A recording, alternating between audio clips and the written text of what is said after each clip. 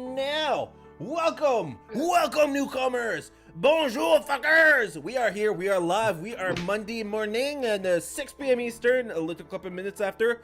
I did forget to play the normal music that I play at the start. That's just a little poopsicle on my, it's a poop schmear on my behalf. However, I think that is all we have to say. We have a Matt Patenode saying, go Matt! Matt!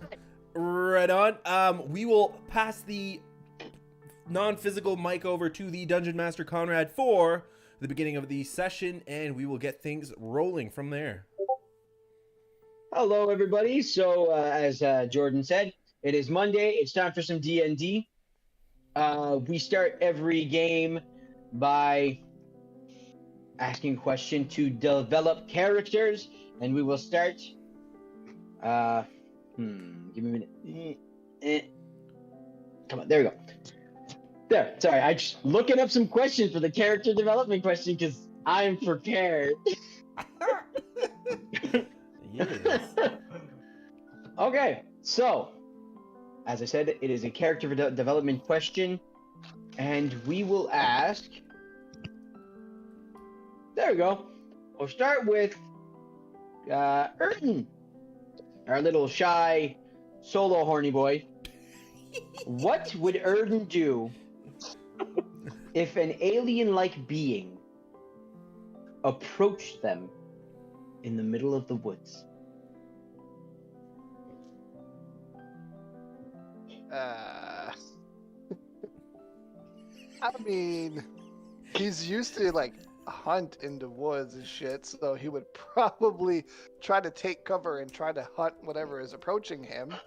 But if the creature doesn't seem hostile, I will say that he will approach them and, converse and see what they want. But if they sound any sort of, if they're menacing or whatever, he would probably try to shoot it down. Okay. So Erden would like to try some exotic meats. I mean, Pray keeps talking about elk. Mr. Coral is going to be quite tasty. Asher!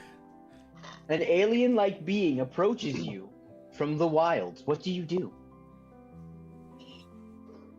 From the wild.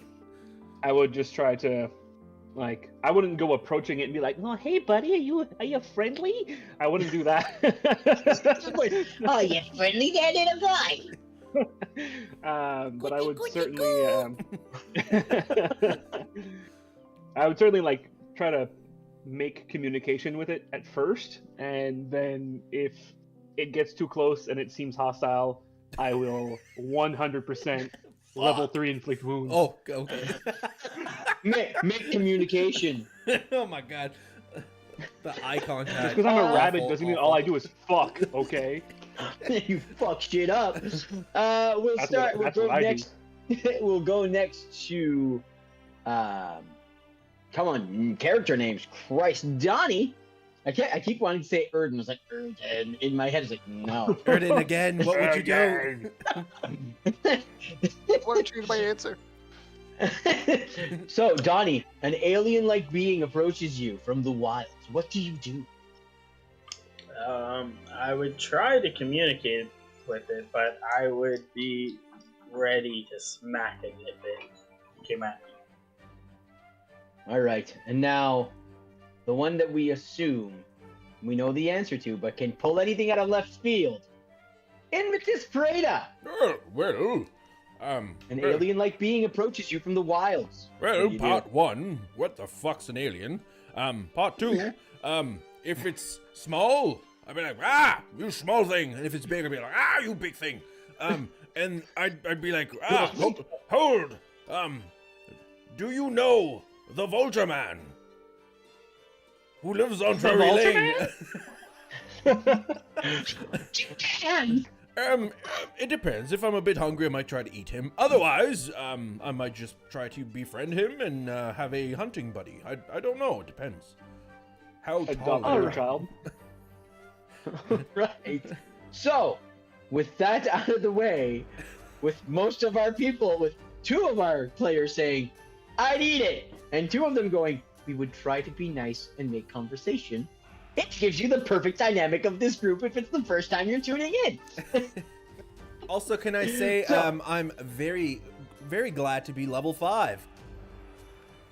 Level 5! Level 5. So, last time we left our players, our adventurers, men of the Gill, The men of the guild. they just fought a coral-like monster with some fish people, and they just fucked shit up like they do, and met a very vocal person on a boat. We finished with the big coral monster being inflicted wounds upon and falling apart, and the fish people just jumping into the water once that their biggest ally was eliminated off the field. So we pick up to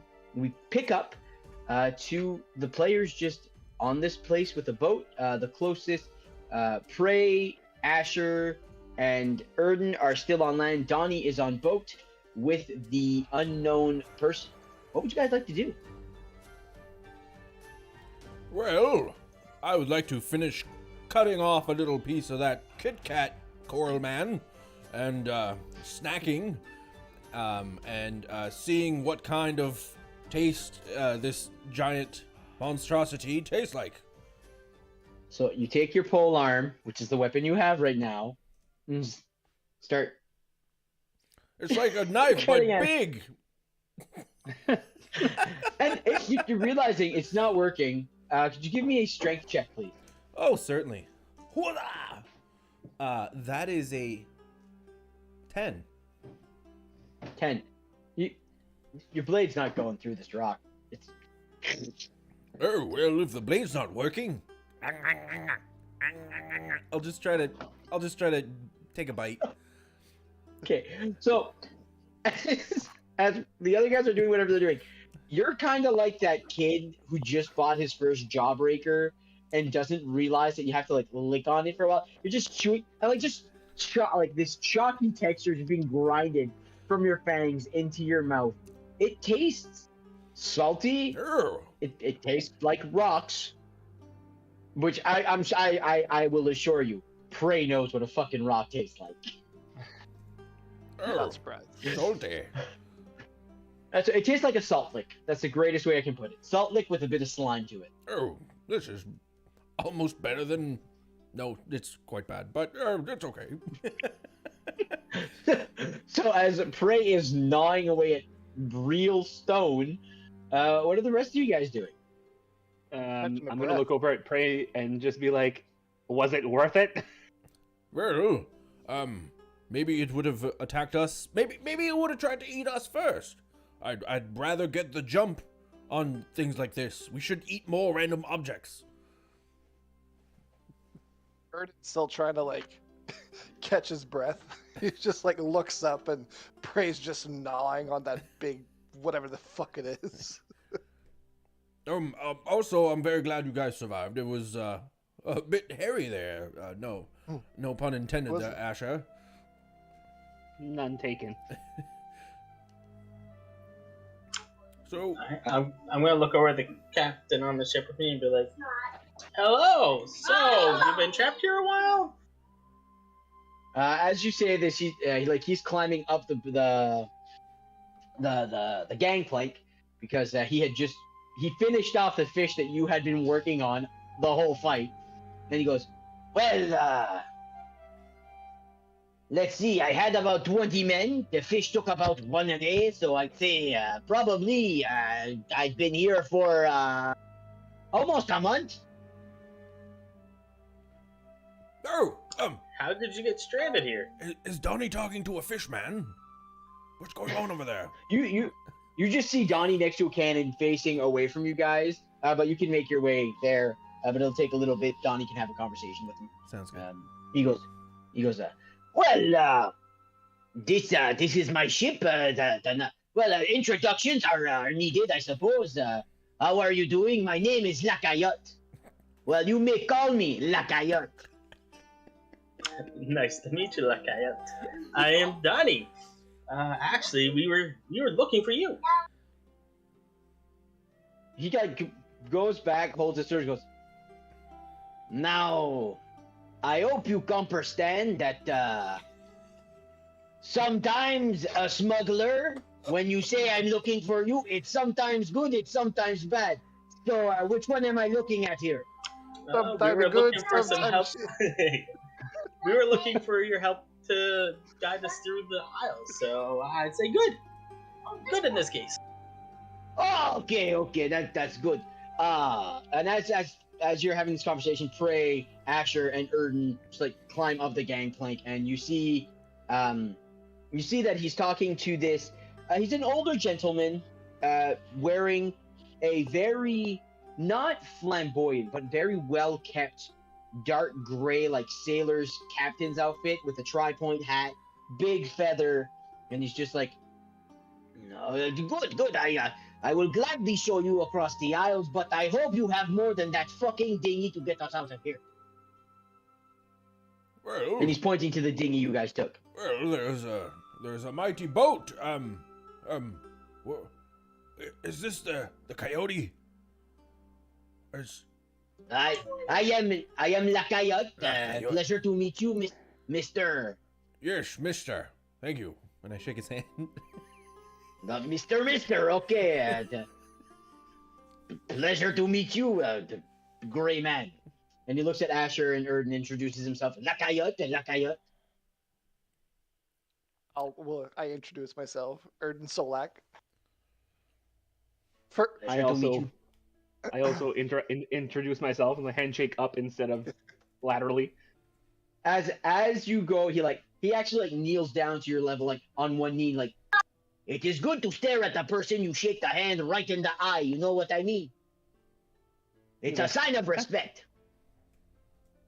Thank you so much. I was like, take two hands, like one on the other. Thank you so much. I ain't got no respect around here. So he stands up and goes, so you're looking for me to sail across the aisles? As I said, I hope you have a bigger thing than that fucking dinghy. Oh, we do. Okay, so...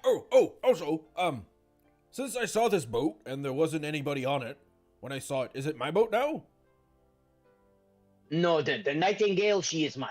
But if you can get the ship out of here without damaging it, you can have it. As he says this, Asher and Erden and Donnie, you guys notice, Prey's now too focused on I can get a boat. You guys notice that where you guys are, the only other waterway feeding into this like little harbor is that small creek you guys took that only fit the dinghy. There is no, like, you start going, wait, how the fuck is this massive boat here? Can I ask how you got the boat here initially? Well, the Nightingale. You don't get to be the greatest fucking smuggler on the pirate's paradise, pirate's passage, private pirate place by getting caught. Everybody here's a fucking smuggler. So, I and the Nightingale and my former crew. Can I do detect magic? As I'm, it was like a question. Oh, how did you get here? I'm like, detect magic, like something spunky. You can, you detect that there is a remnant of two magical sources, but they are very weak and fading. He goes, well, you did help me to save me and my boat, so I guess I will show you. And if you get me out of here, I may have an offer for you too. So follow me. And you see, like, he opens up the storage and he goes down. You go to the first deck, and it's like beds and crates, but like everything's been ransacked. The fish people fucked with his shit. He's like, for fuck's sakes, I got to fucking restock the pantry and all this shit. The fucking bullshit. The tabak nuts and the fucking And he's like swearing to himself under his breath.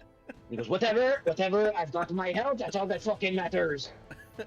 And he leads you down to the bottom deck, and when you get to the bottom deck, it is an open area, and there are two, I want to say tripods, like they're these kind of, so the way I can describe it, you know, like things that hold candle holders, Yes. like how they go like this and then you put the candle in. It's kind of like that, but it's just like 4 brackets of a frame with a ring in the middle. And he goes, these are what make the Nightingale the best fucking ship on the ocean. And in the fucking sky. The Nightingale, if you look over here, and he points to one of the empty brackets, he goes, usually, if I got to steal shit from around this boat, if I have to relocate some certain fucking objects, I would activate the crystal that was in there, and the Nightingale would soar like a bird.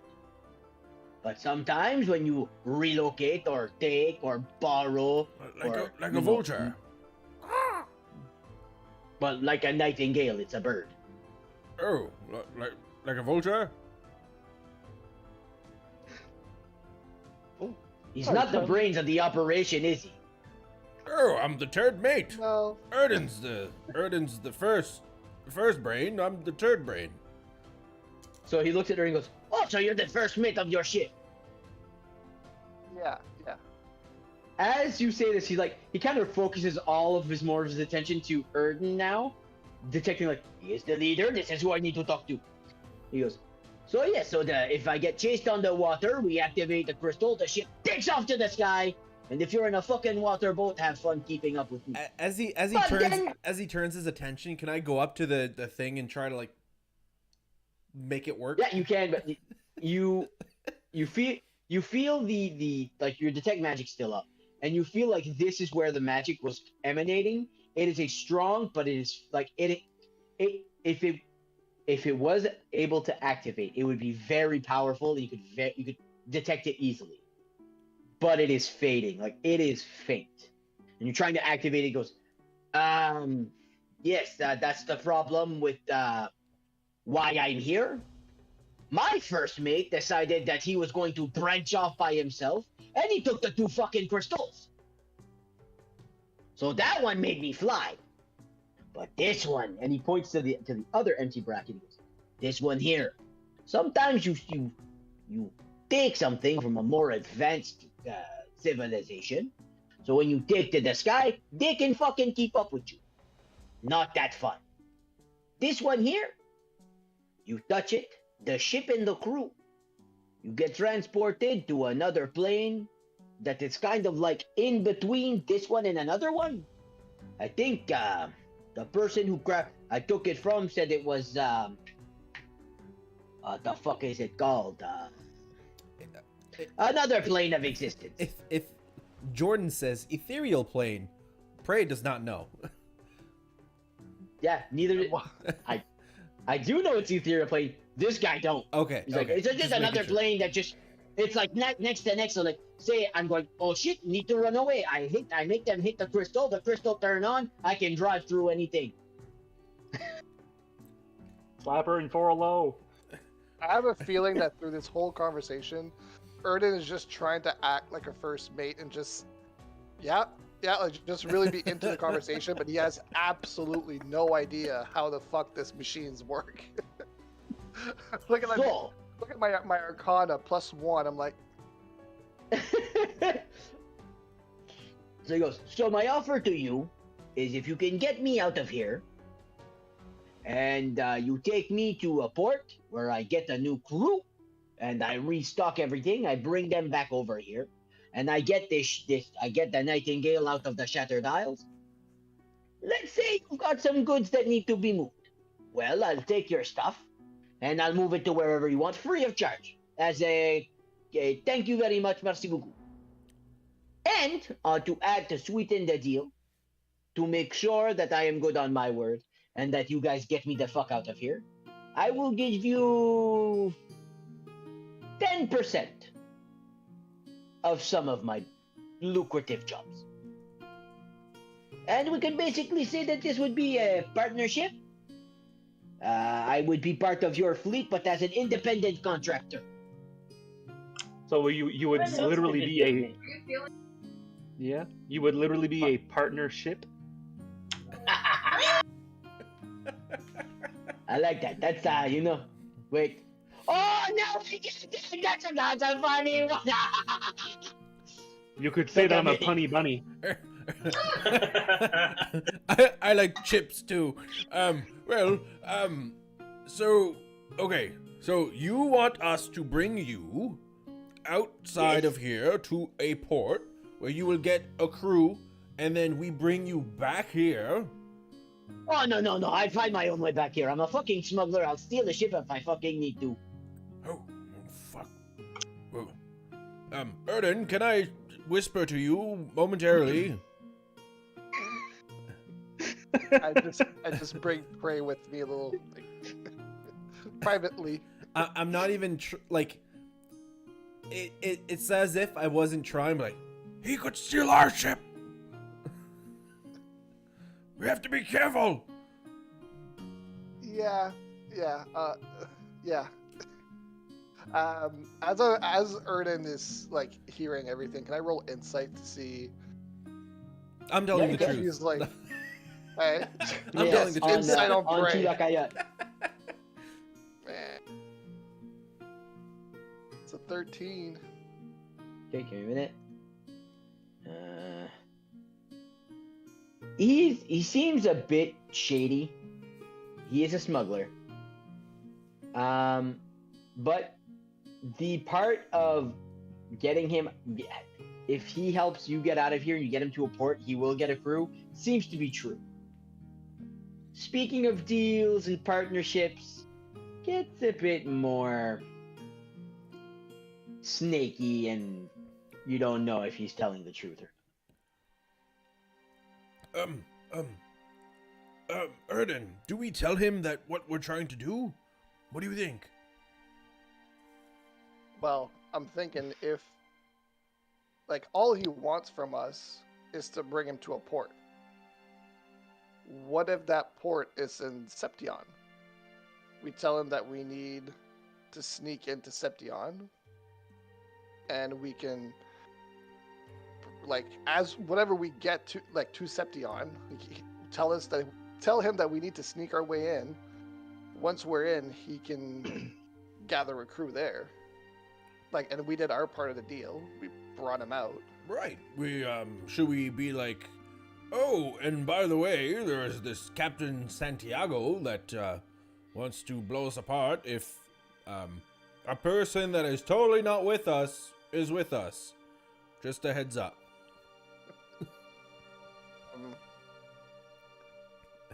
I'll go back to Lakayat. As you're going back, having this conversation, he understands that he is a smuggler. He is part of pirates. He understands that you need to talk to your crew. He's respectful, and as he's doing this, he's actually just talking to Asher, going, "Come on, you have to have another there, funny man. Come on, say something else. Thanks, thanks." I will pull out my loot. I say, what loot do I have? Or hold on, yeah, I have a loot, and I'll just like ding ding ding ding ding ding. Performance check. I don't know if he's proficient with it, but he just has it. I don't know. Let's get that I think I am performance. actually. I as like a Phalos, I get that. I think so. That's right. Nice. That is an 11. So I haven't you played pull in it a out. long time. You pull it out, you whip it out, and you're like, okay, and you play the lute as well as I play the guitar. G E D G. You play 3 chords in repetition constantly, and he's like, ah, and no, it was good, but now it's getting old. Play Freebird. So you show up and he's Yeah. What I'll do, I'll go back and I'll grab. I'll ask Donnie and Asher just to like follow me, kind of like to include them in the conversation, just to get Okay. another point of view, see what they think. I'll try to And- entertain Lakayat. Alright, Yes, I'll follow yes, along. Gray. I'll hand Okay, him my what- loot, and I may regret this, but I'll hand him my loot. Ooh. What do you, How do what do you do with the loot, Bray? How do you? Are you supposed to hit someone with this? You're supposed to pluck this. I'll give him like a very minimal crash course. I'll be like, your fingers go here, and you have to do this, and then you play different notes. Good luck. And then I'll just like go with the others. Oh, music! I've heard that once. One of Roll a my performance. one of my sisters did that, and I will With try to disadvantage. play the lute. What? Natural 1, +3, +3. Come on. No, a natural one's a natural one. So Bray grabbing this little loot, Asher size goes, I can do this. All 4 strings break. Then just starts like tapping it like a drum. Oh yeah, let's go. And that guy is just, as much as it was a terrible performance, he fucking starts losing it laughing. Because that's some funny shit. So, Prey has Lakaya entertained. There you go. Okay. Yeah, I'm just gonna grab Asher and Donnie and just see what they think. I'll let them know what I'm thinking. Basically, he just wants a way out. We need a way into Seption. He wants to go to a port. I'm thinking he could help us sneak into Seption, and then What We can happens let if he him- needs his shit to Well, get into to sneak us in? yeah. That's my only concern here, Erden. We can ask him. I'm down for that. That sounds like a great plan. If it actually like everything kind of like falls into pieces.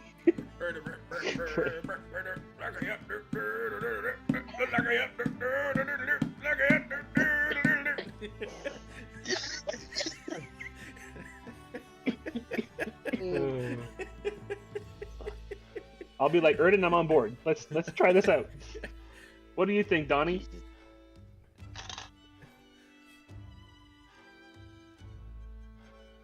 Yeah, I mean, what do we really have to lose? Nothing. We have nothing to lose. Exactly. Let's do it. Okay, so. And he's just sitting there, like, tapping his legs, like. And as you guys come back, he's like, so, have you reached a decision? I'll just tell him. Yeah, so basically, we need a way into Seption without being seen. And that's why we came to this island to get your advice or get your help. So if you manage to get us into Seption unnoticed, we could let you go to the port and assemble a new crew. That sounds good. Just a quick question. Yes, there will be hats. But I've already got a chapeau, thank you very much. But A chapo? A chapo. Cha- a chapeau, a a chapeau. A chapo. I like it. A chapo. I shall purchase a chapo. Capo. You can certainly try. Chapo. So, and you see, like his demeanor goes from being this very, not jovial, but there's like a more loosey goosey, like fun cat, more like Jack Sparrow, just like except not drunk, just like silly, likes to have fun. But now it's time to be now for business, and he gets close to you and goes like not super in your face, but just like serious as like his eyes focused, smiles goes down, he goes. So now. I am a gentleman who understands I work in a very, how to say, dark crevices, shady, in a shady business. But I don't jump at first into danger like you do. Not many people come to the Shattered Isles, so you coming to find me, one seems a bit desperate. But I'm not one to judge. You need something, you go get it. But, now he focuses right on you and he goes, now, I would like to know, Why you need to be sneaked in? Why not just take the main easy way? Deal with Santiago? We've already dealt with Santiago. Clearly. Ooh, ooh, ooh. I say that just... As this happens, and he's laughing, goes, I do not like to know about the sexual exploits of the captains of boats. Do you know what a chicky bob is? Hot. No, I don't know. No, what that, no, shish kebab, shish kebab. Well, I turned Santiago into a little shish kebab. Okay. So you killed her. Well, I don't think so, because she's not dead now. She was... I'll just... I don't know. There was a misunderstanding. She challenged our good friend here to a duel to basically test our might, I guess. She asked for our friend Prey here for a duel, which everything was going well, but our other friend here, Asher, misinterpreted it as an all-out brawl and kind of jumped in and, in other words, fucked her up. And Prey giving the final blow, she was, let's just say, drawing her last breath, and our friend here, Bunnyman, brought her back. We didn't want any casualties. We didn't want any murders or anything. Things just got a little heated real quick, and yeah, we didn't want any quarrels. But the deal was that if she lost, she was going to hand over her rapier. And she did not digest this very well. And I believe she has basically an open bounty for our friend here. I'll just like grip the rapier like super tight, just be like, shh. Open bouncy. So, Bouncy. one, he looks at Ash and goes, I just told you to show, I showed you respect.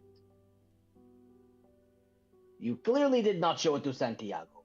Whatever, not my quarrel, don't give a fuck. Just telling you that's how she sees it. But what you're telling me is that the bunny, that Asher, he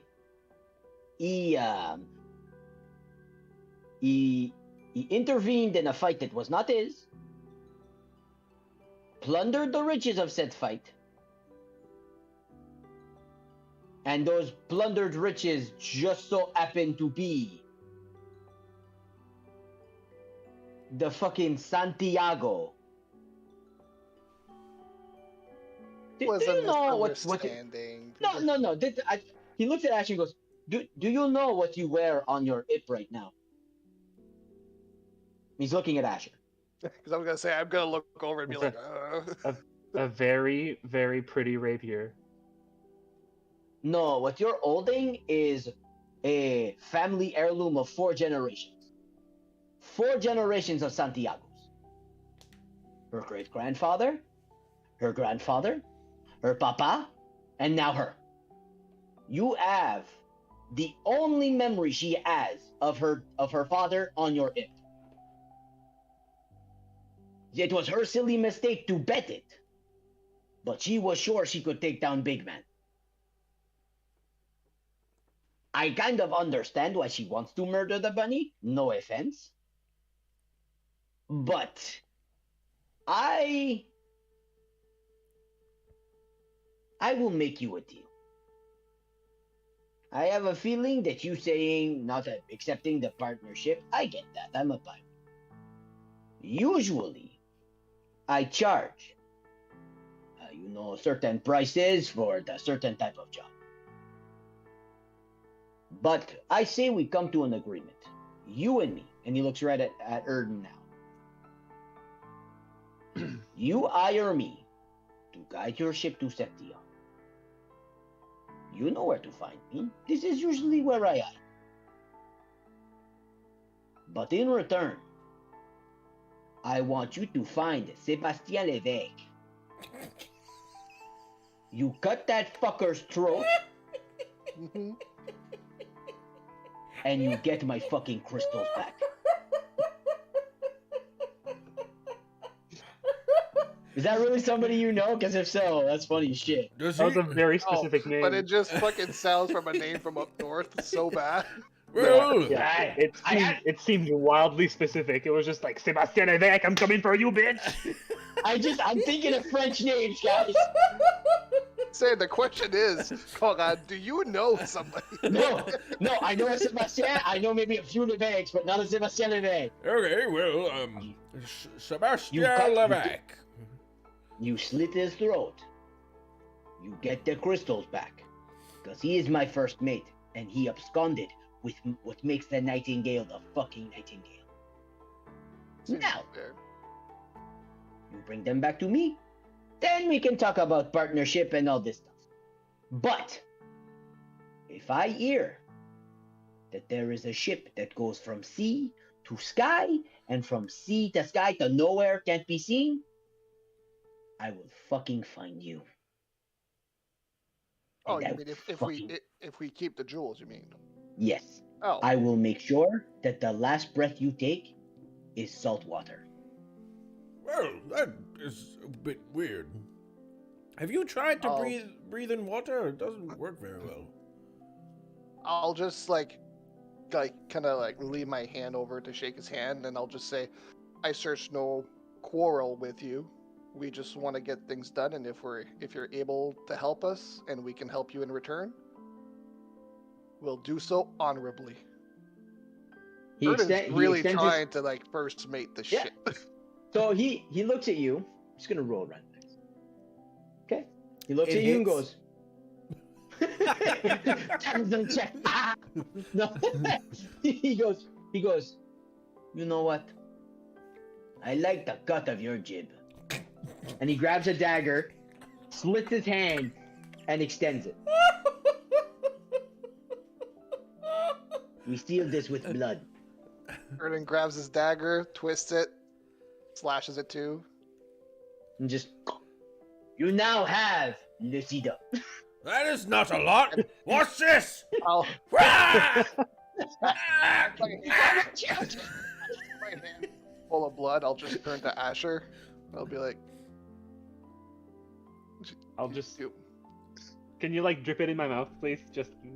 Sure. Num num num num num. just hold your ears. Just Nom nom nom nom nom. He just like bandages his hand a little bit while looking at you guys, going, I'll just okay, that's I'll a just bit go- fucking weird. He goes, long story. I'll be waiting for you in the dinghy. Asher, as you're going, nom nom nom nom nom nom onto the small trickle of blood, you are close to the deadline of going. I'm close to feral. the what? You are Oh, close yes. to the deadline. Oh. So I was gonna ask Prey. I was gonna be like, please give me some blood. So I was as- there. before- So I'm jonesing. Okay, I'm jonesing. Go ahead. Go. So as Go ahead. as Asher is like drinking, you get, and goes like, pray.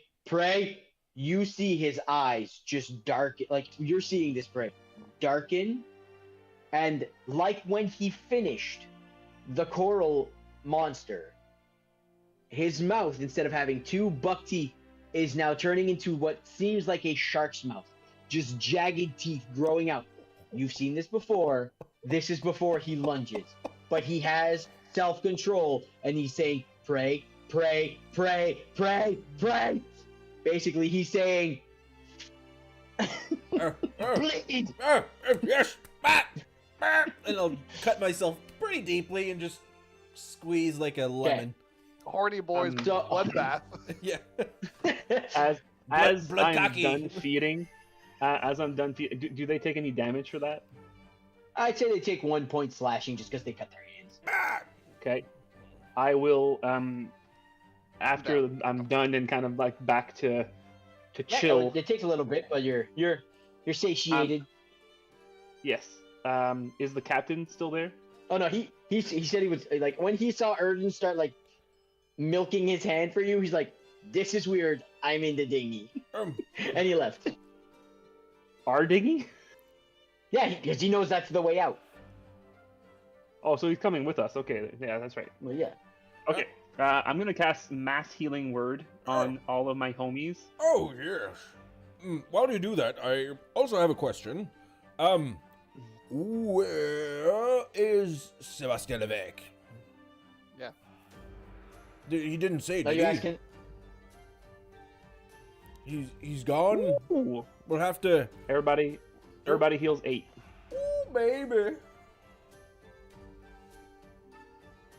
Okay, well, we'll have to ask because otherwise we will not find Sebastian Levesque to slit his throat and grab his rocks. I mean, crystals. His jewels. His jewels. Okay, well, So- back to the dinghy. Okay, so you guys make your way back to the dinghy. Prey's rowing. You guys asked about Sebastien Levesque, and he goes, "Sebastien, he was green when I first met him. So I took him on board. I showed him the ropes, literally, and I showed him how to sail the ship. This is a rope. This is the rope." And he goes, I showed him the ropes, and I showed him how to see the things and how to sail the ship. And that fucker, he worked his way through the ranks, came up to be my first hand. First mate, sorry, not my first hand. And last time we made port here to offload some goods for hiding so that we could find another buyer, or this is kind of our like pit stop to offload any goods we have. In the middle of the night, he absconded with the two crystals, and we were stuck here because usually to get to that place, I either fly up high, but if I'm being chased, I just use the displacement jewel to go to other material plane. And then I couldn't get out, and then all of a sudden the fucking monster came out, so we hid under the decks, and then the fucking fish came up and started taking my men. So Just sad. Sebastien took the crystals, and he probably got his own ship. He's somewhere on the sea. I have no fucking clue. But I tell you now, you'll know when you see him. He's got the real look of a cocksucker. Oh, well, And what does that look like, pray tell? You know when you look at somebody, go, that guy's a cocksucker.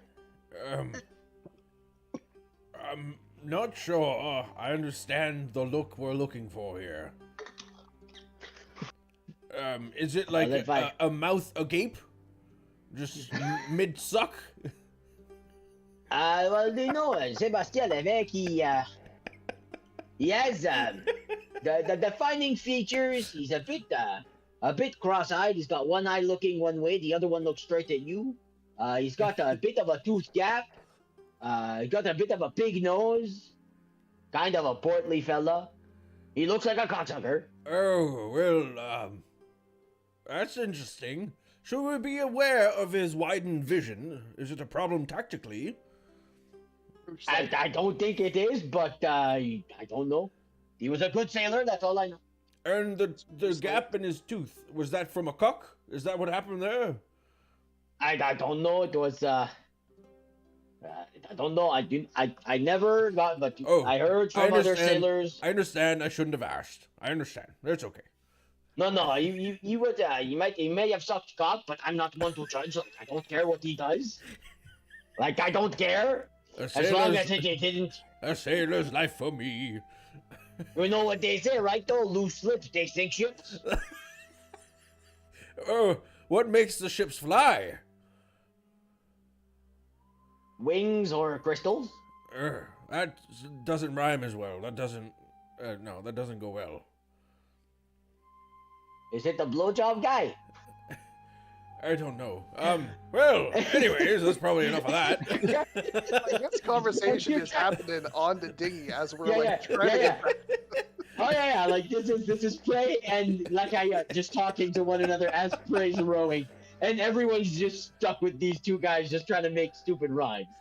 As you pull up to the ocean elk, the rope ladder's lowered, and you hear from above the deck, "So, did you find him?" No, we're still looking for the cocksucker. How would you even know? Oh, actually, did you tell him about the cocksucker?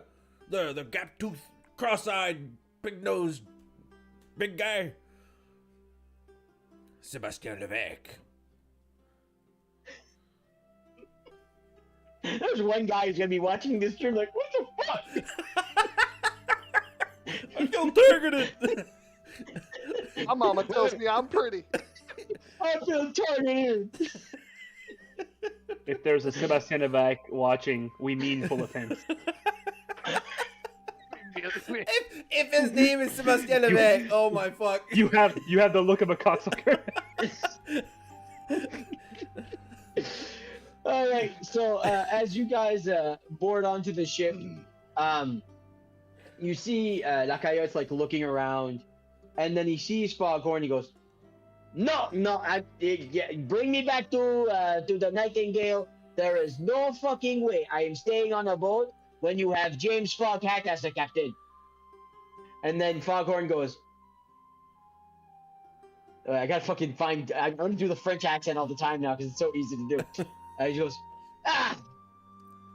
"Do my eyes deceive me? Or is that fucking GF Gill?" And he goes, "Foghorn!" And like they just go up to one another, like give each other like a little and they just go like, "So you're fucking shit." He goes, "So you go by the Coyote now?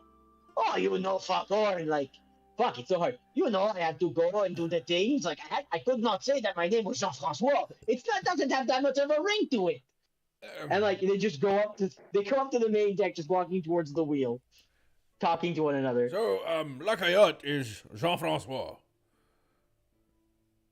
As you say this, he stops. He goes, "That's the Coyote or Lacayote to you?" Yes. Yes, Jean Coyote. Thank you.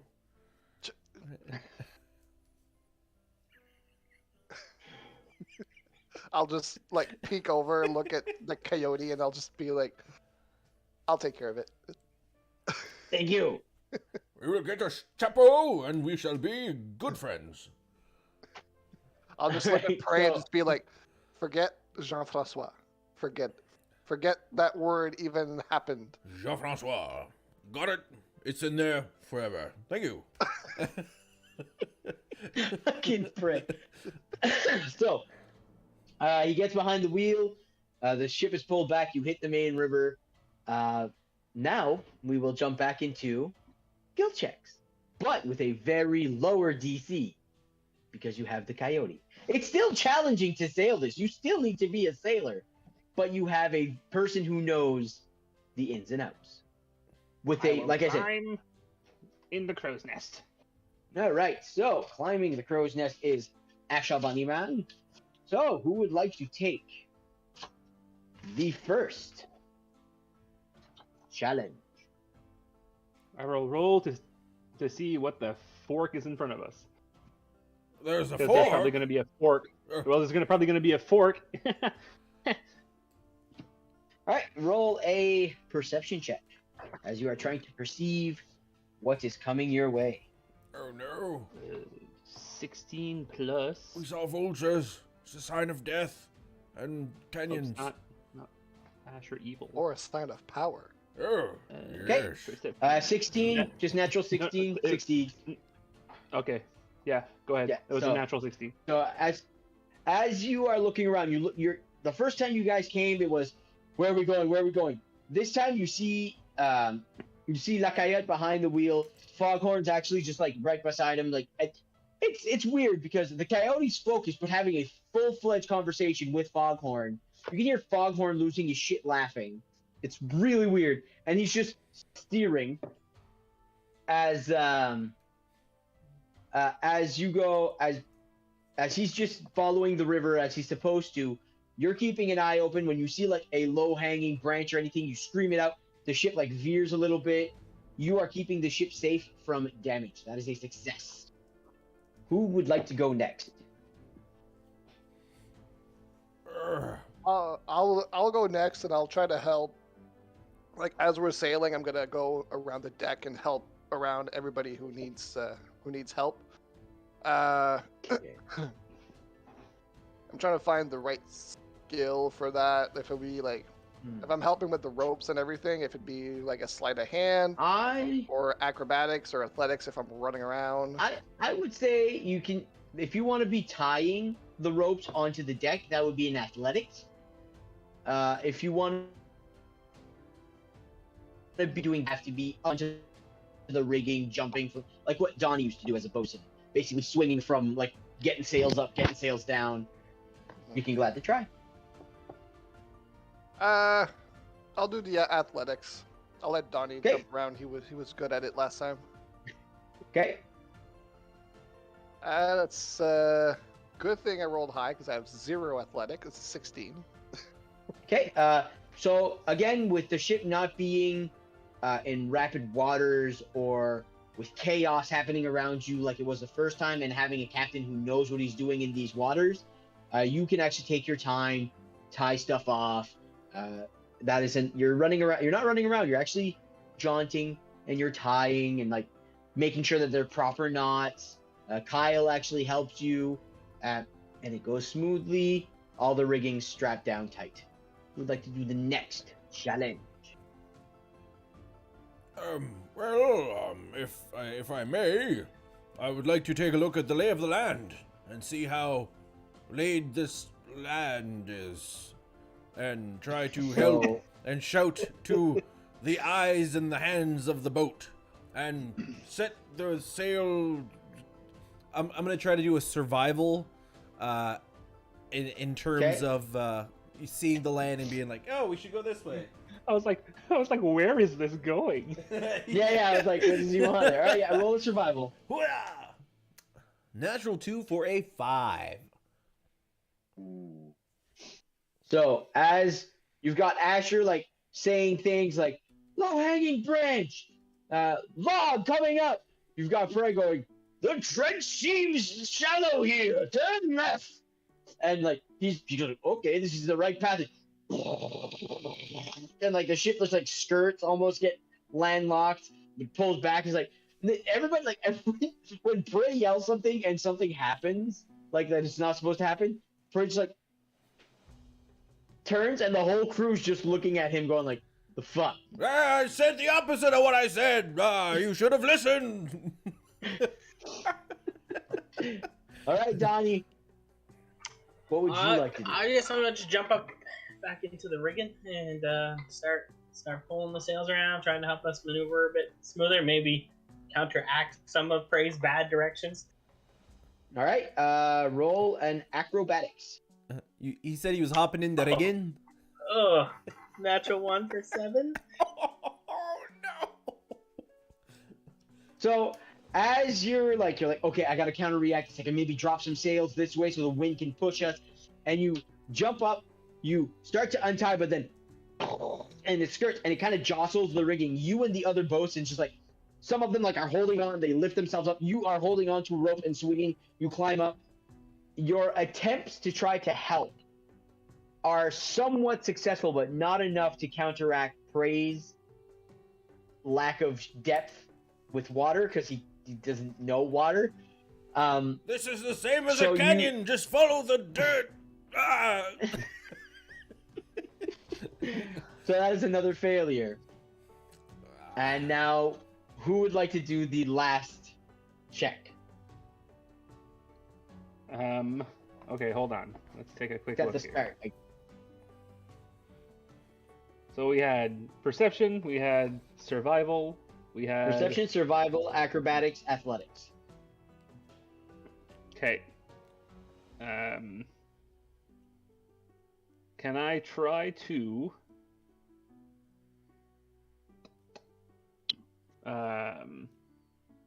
let's go with.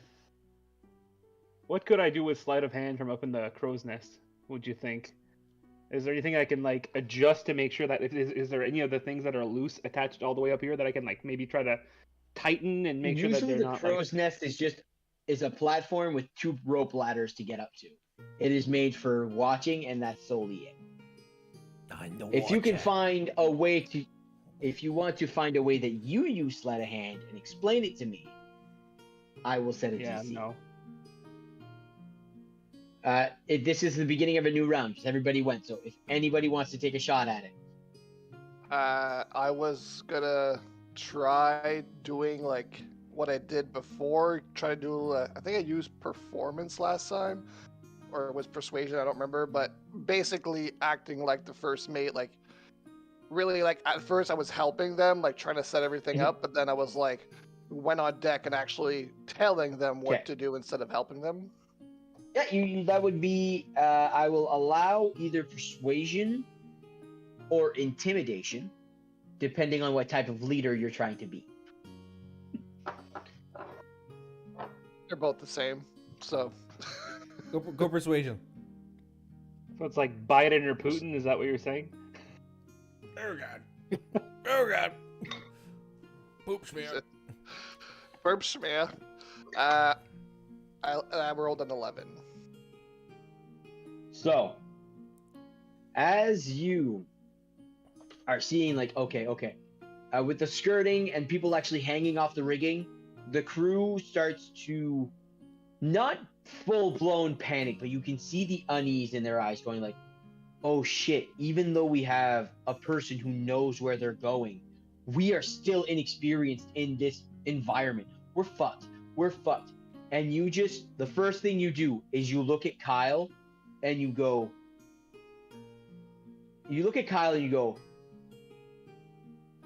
show us some of that magic and what it can do. And he actually just goes, okay. He like calls a mage hand and just like grabs the rope, brings it down to him, and just ties it up. And you're like, there we go.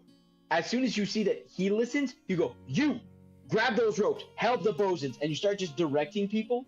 And the ship the morale seems to switch from fear to complete, not submissiveness, but just like, listen to Erden. Erden is in charge. Can I go next? Yes, Frey. Can I go next? You can, sure. Well, you heard the first mate. The first one to fuck up, I will eat. I have not been satisfied with the corn. I will fucking eat you. That's why Can I do that's why you intimidation? wanted me to do. So wait. Yeah, you can roll an intimidation. Natural 4 plus 6 for 10. Fuck's sakes. Okay.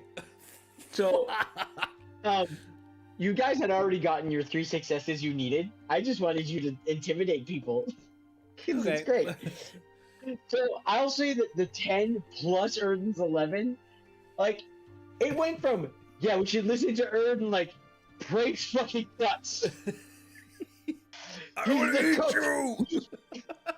He's a cook. Not only will he eat us, everyone will. Your insides on your outside. Your Exactly. insides on So- our insides. So, you guys go about sailing. It takes you guys reached Lacayette you guys were in there for about midday. By the time you reach the other side of the Shattered Isles, it is dusk. And it's been smooth sailing. It's been this like different canals. The forest got denser a few times, but having somebody who knows the path made everything way easier and less complicated. So as you guys pull out the other side, the sun is setting. Lacayette's holding the wheel. He goes, and that is how they say, done like breakfast.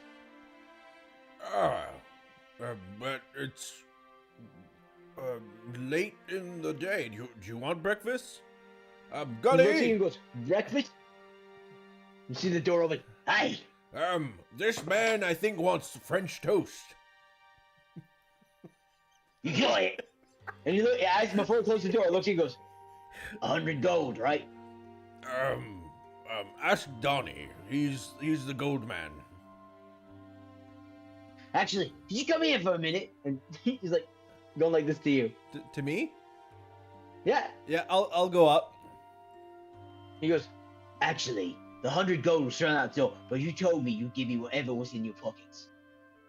Oh, yes. That was the deal. You told him you'd give him whatever you had in your pockets at the end of the day. You Uh, owe him 3 pockets worth. as in like monetary? Just whatever you had in your pockets is what he agreed to. Well, I have a small bird skull. I'll remove that from my inventory.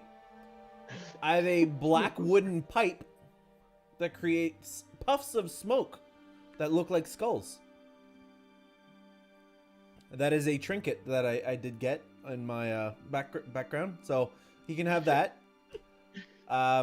What else is here? Well, there's Some rock from that little thing. You have it stuck in your teeth. Just like you give it like the piece of rock from. There's a little fire sticks. Do you want those? I'll take the skull and the pipe for now. That's good. He like closes the door. Okay, well there you go. And he makes a delicious French toast supper for the crew. Because that's what Prey told him to make. You guys sit, you eat, and it is the end of a day. Is there anything you guys would like to do before resting? Could I get a short rest before a long rest? You can certainly try.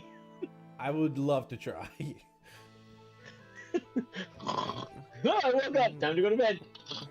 Just in case something were to happen overnight is what I mean. Okay, yeah, you can certainly roll your dice. Cool. Sounds good. I could use the HP. All right, so is there anything you guys want to do before nighttime? I just want to go read some more from the books and paperwork and stuff. Okay, how long are you going to spend reading? Just enough so you can still get a good night's rest? Yeah. Just, exactly Okay, what time it is. could you roll a d20 for me, Don? Oh no. I most certainly should get. Don't roll low, you get hit by a cannonball. That's a 19. A You're 19. That is very good. So the cannonball misses you. you've combed through your mentor's book, and they were very much solely about Galcron and the maintenance of the city's facilities. So the water ducts, the tracks used to bring the coal and other minerals removed from the ground. Very just city maintenance. That you finish at the beginning. Then you start breaking out into the files that you took from the house that led you to the Crimson Crypt. Sorry. And you start looking at this research, and it's strange. It's as if this Rico Suave organization is taking the same method of work that your mentor uses with technology and is infusing arcana and biological anatomy within itself. Not just creating like aqueducts and like automatons and stuff like you've seen, but they're trying to better the human form, and they're trying with other. Stop drawing your head. Chapeau. Chappos. Chapeau. They are taking. Except me. They take a. It's as if they're trying to find a way to modify. They're working towards modifying the human body, but they're just working with smaller beings at the moment. And you also do remember that Osmodeus Kane, did say that if ever you were interested in learning more about the Rico Suave organization, you could go meet him at Festuche on Seption. I feel So, like that's- Lacayette this has is- definitely been to Festuche. Sebastien Avec is for sure in Festuche. Le cocksucker. The cocksucker. All right. Is there anything else you guys would like to do before nappy nap? No, let's go. Nap time. No, Erden's Okay. just gonna go like through the night or whatever the evening, just go and check in on Maribel and the people we rescued and make sure they're all good. And Maribel's good. The other ones are just. It's weird. Maribel knows you, so she's a bit more like, okay, this is a cool, like, it's an okay place. Like, I am safe. The other ones, so Abigail, Onyx, and Muhit, all seem to keep their distance and, like, stay to themselves. They talk to Maribel, she talks to you. And basically the complaints they've had is that they're like, when are we going to go to wherever we're going? When will we be safe? And Maribel's like, they're just, they're not sailors. They don't understand what's going on. But I'll keep them satiated. When we make landfall, we'll probably won't see them again. But you promised me to get me home. yes. I'm holding you to that. If you die and I'm not home, I will find your soul, place it back into your fucking body, because you're taking me home, Erden. Thank you. Yes. Well, I'll. Yeah, we just have a couple things to do, but yeah. I'll bring you home. Okay, cool. I'll keep these guys occupied. And so she goes back, and you got Donnie and Erden. You guys find that peaceful night's rest. Erden, it's strange for you. You go to sleep thinking, gonna kick my dad's ass tonight. And you go to sleep, and it's just a dreamless night, just alone. It's weird, because for the time that it's been going, you've been somewhat looking forward to it, to hone your skills and release that frustration, but now it's just not there. So you miss it a little bit, but you're still like, fuck it, I get to sleep peacefully. Pray. You fall asleep in your bed. It is nice, and it's somewhat humid because it's on the ocean. But suddenly that humidity turns cold.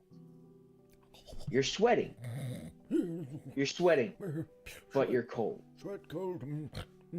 And you are in darkness. And then you hear In Votis Prenda. No. And and the scene illuminates to you. You are in a grand hall with figures lining both sides of the room. You see outlines and just red eyes looking towards you. In front of you is a massive throne with a humanoid body. Two hands lean forward, two big wings spread, and a vulture's head leans forward. No, jeez. Invotus Preda. Come forward. I'll start walking forward, and I'll look at the figures to see if I see a Sebastien Levesque. Like, I'm looking for a cocksucker. He might be hiding here. Big nose, gap tooth, cross-eyed cocksucker. As you're looking around, the room begins to illuminate. You are covered in cold sweats, but the illumination isn't super bright. It's as if a blue flame was being lit by torches until behind the vulture man, two big stained glass windows just shine a radiant blue light. And you can see that the figures that are standing there are just drones of your former clan. Just all standing there, just staring forward. Hello? There. Vulture, are these people dead, Vulture Man? What's going on? I'm a bit worried. I don't like the color blue. Makes me nervous. Because you can drown in blue. Could you... yeah. Oh, mighty Vulture Man, I'm here to serve. What can I do for you? You see that like the wings just and then just tucked behind his back. He goes, "You've done good, Prey. You've sought personal vengeance." Oh, you said it was good. You heard the song? I thought it was pretty good. You've sought vengeance for people who hurt you. Yes. I'm trying to help you help me. He leans forward and like you just feel you're standing straight, but you feel yourself pulled until your face, like you fought some big things, huge things. This thing is massive. And you are pulled up like a few feet from its beak, and you can feel its warm breath as it speaks. It's still weird though, because you're still covered in coal sweats. And he just goes, "Your family has given me truth, but they are false. I need you to find the truth. Seek vengeance for those who wronged us." But wronged us? Like you the Vulture Man? You need guidance. And the beak pulls away and everything just goes black. And when it goes black, you know when you're dreaming, you're about to fall asleep and you feel like you're falling and you wake up? It's that feeling, but you're not waking up. You're just free fall.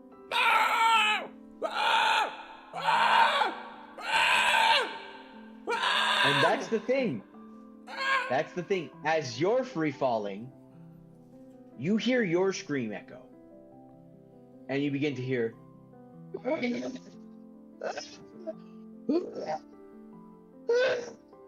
And the voice just comes into your head. And I'm free! The voice comes in your head and goes, "Find the truth." What would you like to do, Prey? The truth of what? I don't know what I'm looking for. I'm trying to learn the gods and stuff. Vulture Man.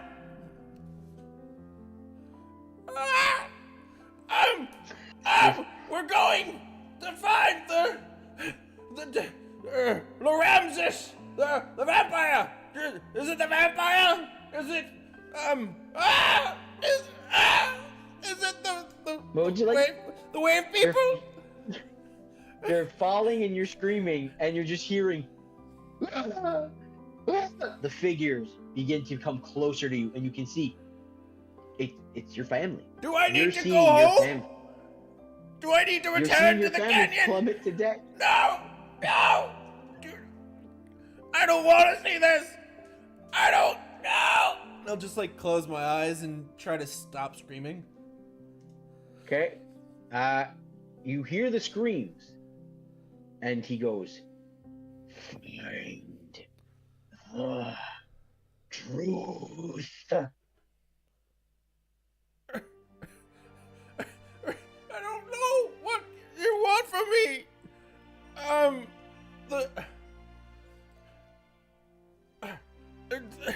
Am I remembering stuff wrong? Am I, what's the lie?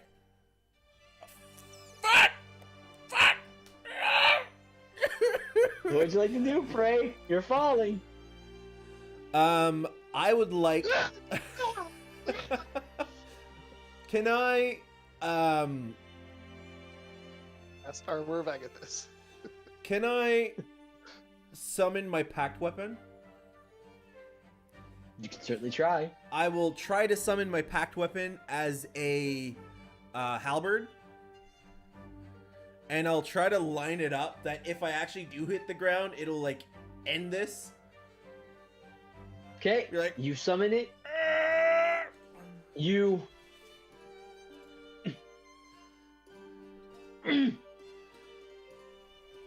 And the voice comes in your head going, I give you these gifts. Find the truth. And the screams of your clan just get louder. Esme, are you here? Do you know what the truth is? Esme! And you Esme!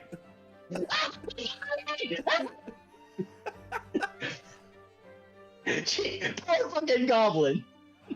Esme, she's all about free falling. No, she's not. I don't know what the truth is, Vulture Man. You're making me angry. I'm scared. I'm angry. I want the truth as well. You can't fucking give me the truth, because that would be too easy. You know the truth. Give me the truth. Vulture Man. And you get no answer. And for the rest of the, if that's what you're doing, the rest of the night, it is a hard night's sleep. Holy fuck. You are sleeping and you are surrounded by your clan's final moments of them just falling to their deaths. I don't know what I'm looking for.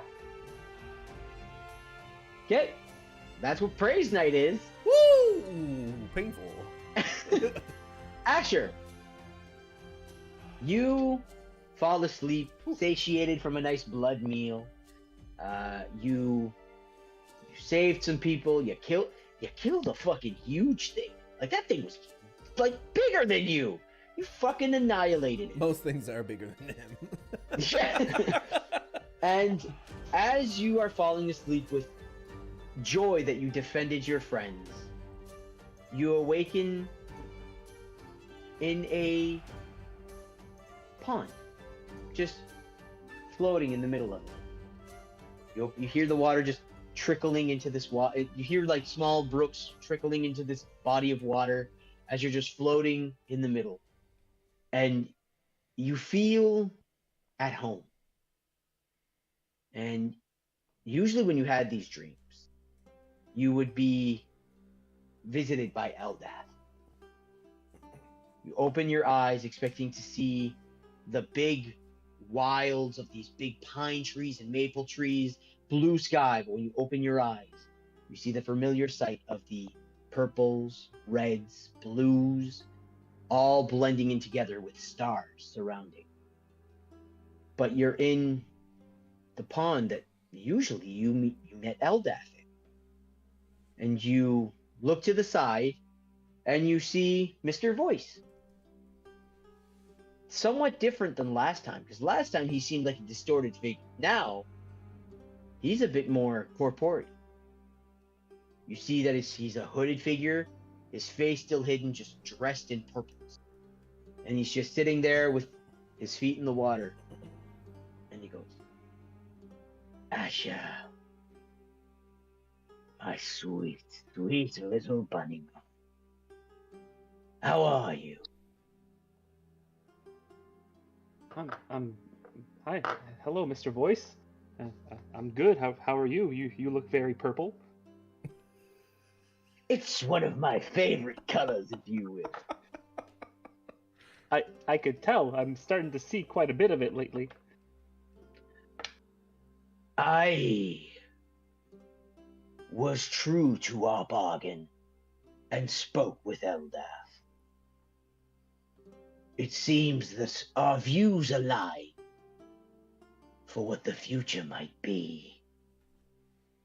And Asha, you are my shining pupil. Come, get out of the water so that we may speak. I'll just like, can I like, I'm floating, so like I'm just gonna like move my arms a little bit, and I'm gonna see if I can like, can I touch the bottom with my feet? Yeah, you can. Okay. It's as if like you go to do this, and you're like I'm and it's as if the ground just comes to you, and you can walk to Mr. Voice no problem. I will do so. So you approach, and he goes, "So as I promised you, because you requested so nicely, I did have a conversation with Elda, and she's decided that the best course of action would be to leave the court of Sullivanius and join me. So, if you could say Eldath and myself, a bit of a team. But we've realized something with you, Mr. Lepus. Something very interesting. Just as with Eldath, follow me." And like he starts walking like further into like the like I said, this was a bowl where the thing is, where the babbling brooks, they all come from the top. He starts walking up towards where the water's coming from. I will follow. I'll He just like goes, shake my legs as I'm walking to just get like the excess water off. "God damn it, I don't like being wet." Shakes He goes, like a dog. he goes, "You see, Asher, the gods like to keep restrictions on people, even their own. Eldath was a minor deity to Sullivanius. She's known as the Quiet Mistress, the Guardians of Groves. But she is also the goddess of rivers. They had turned her into a babbling brook. She is the goddess of rivers and waterfalls. Rivers have the power to cut through nations. They have the power to shape the land as they see fit. Waterfalls plummet down and destroy whatever challenges them. But also, rivers are gentle giants and quiet until the rapids are found. Eldath forgot this and was subservient.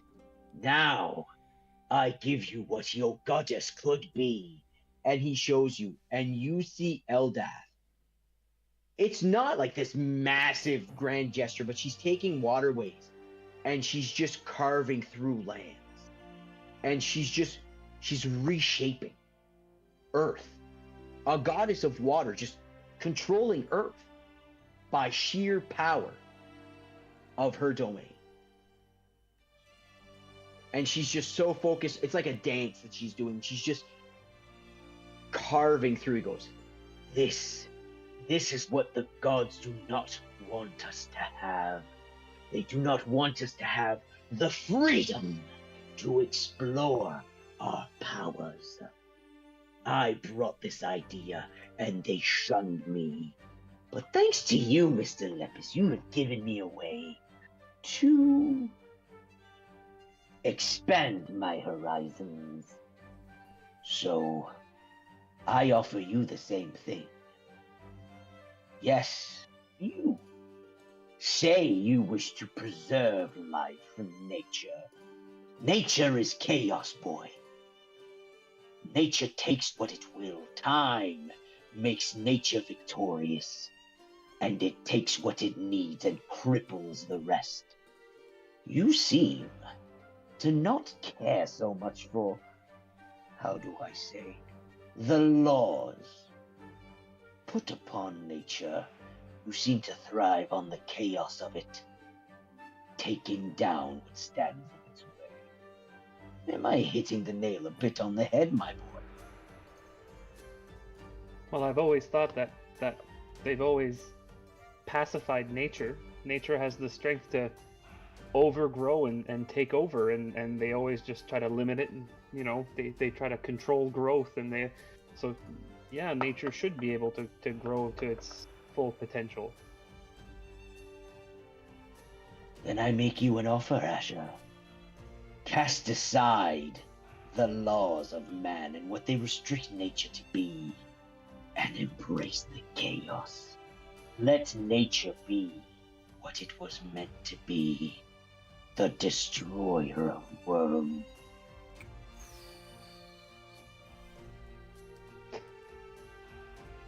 It's your choice.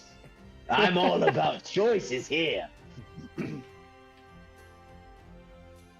Well, if you think that Eldath thinks this is a good idea and she's okay with me and helping out.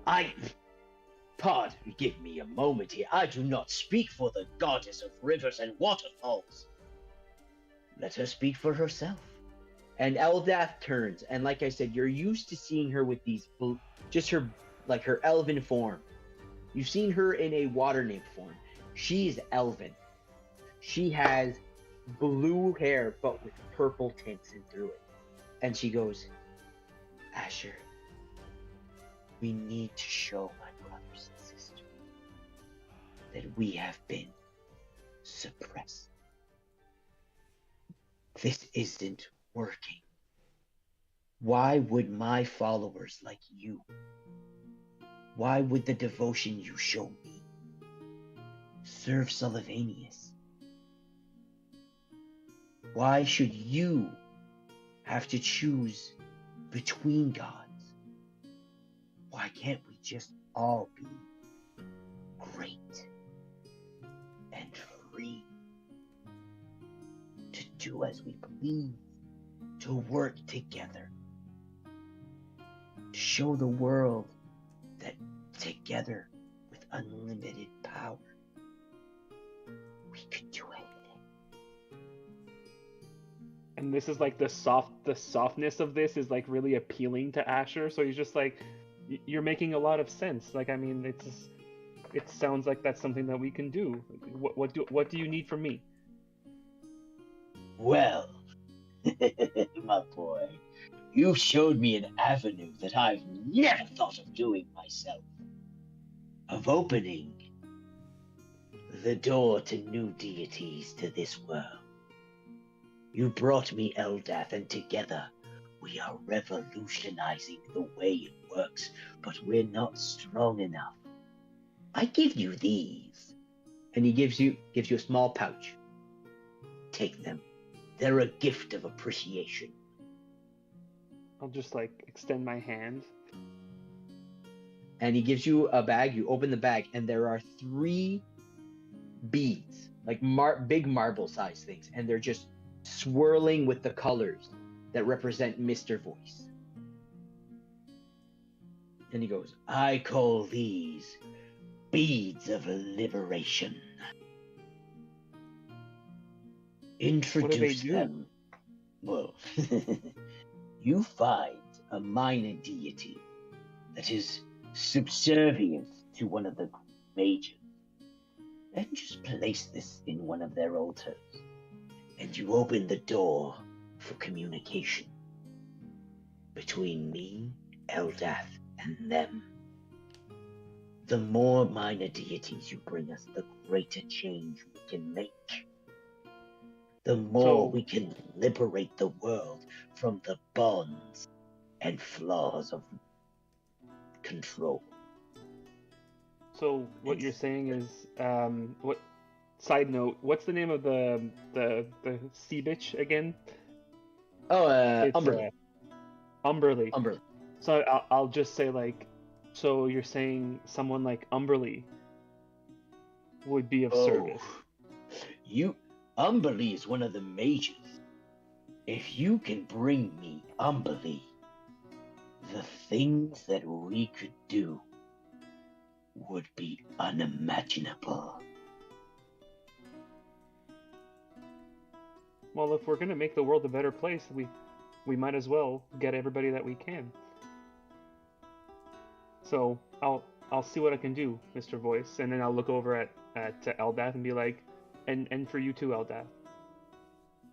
He extends his hand and goes, then, my boy, it's time that we liberate you from your chains that keep you subservient. And he puts a hand upon your head, and goes, "Unleash the true potential of nature and extinguish the flames." And you feel you get rocked. Your brain just pulses with pain as the abilities given to you by Eldath originally begin to mold and switch. You feel your powers, your divine powers change into what Eldath and Mr. Voice now see is needed to reach the goal.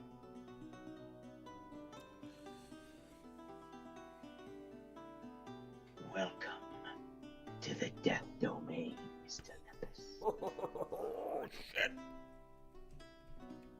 Now, you have 3 of those beads. If you bring us 3 deities, we will be sure to give you great gifts to aid with the liberation of the world. Okay.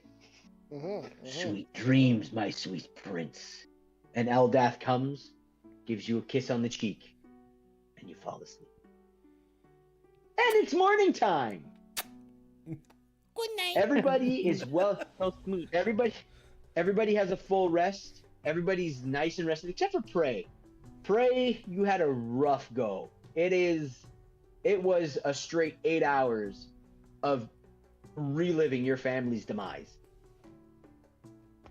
while the Vulture Man occasionally repeating, "Find the truth," every once in a while to fuck with you, and Esme going, all right.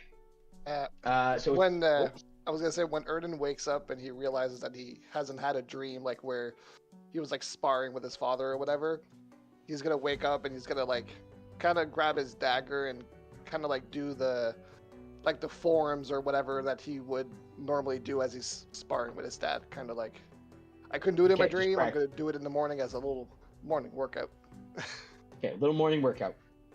Right on. When I wake up, can I find everyone? Just be like, just out of curiosity, is there something you guys have been lying about or something along those lines? Because I'm looking for truth, and I need to find it ASAP. Well, what kind of truth truth of what? are you looking for, Prey? Well, the true kind, you must know, Asher, our dream last night, you were falling, and you probably saw my family as well, and the Vulture Man was like, find the truth! What is your Prey, truth? Do you know your truth? My dream, I was just floating in a nice little pond. I wasn't. Oh, I falling. fall, and you float? Oh, I see. I didn't dream about anything. I think. I think we might need to go take a little detour before we end up seeing the Loramsis person. I don't know. Maybe before, maybe after, but I think I need to go see where my family died. I'm not sure. Okay, Prey. That's fine. Aren't you from around Seption? Yes, I'm from. Or like that? Yeah, it's on Seption. It's Western Seption. Yeah, somewhere. Canyons. Elk. All right, so who wants to roll the D20 for today's travel? I got it. Oh, Donnie. 18. 18. Did I go to bed? Oh god. We shall find out.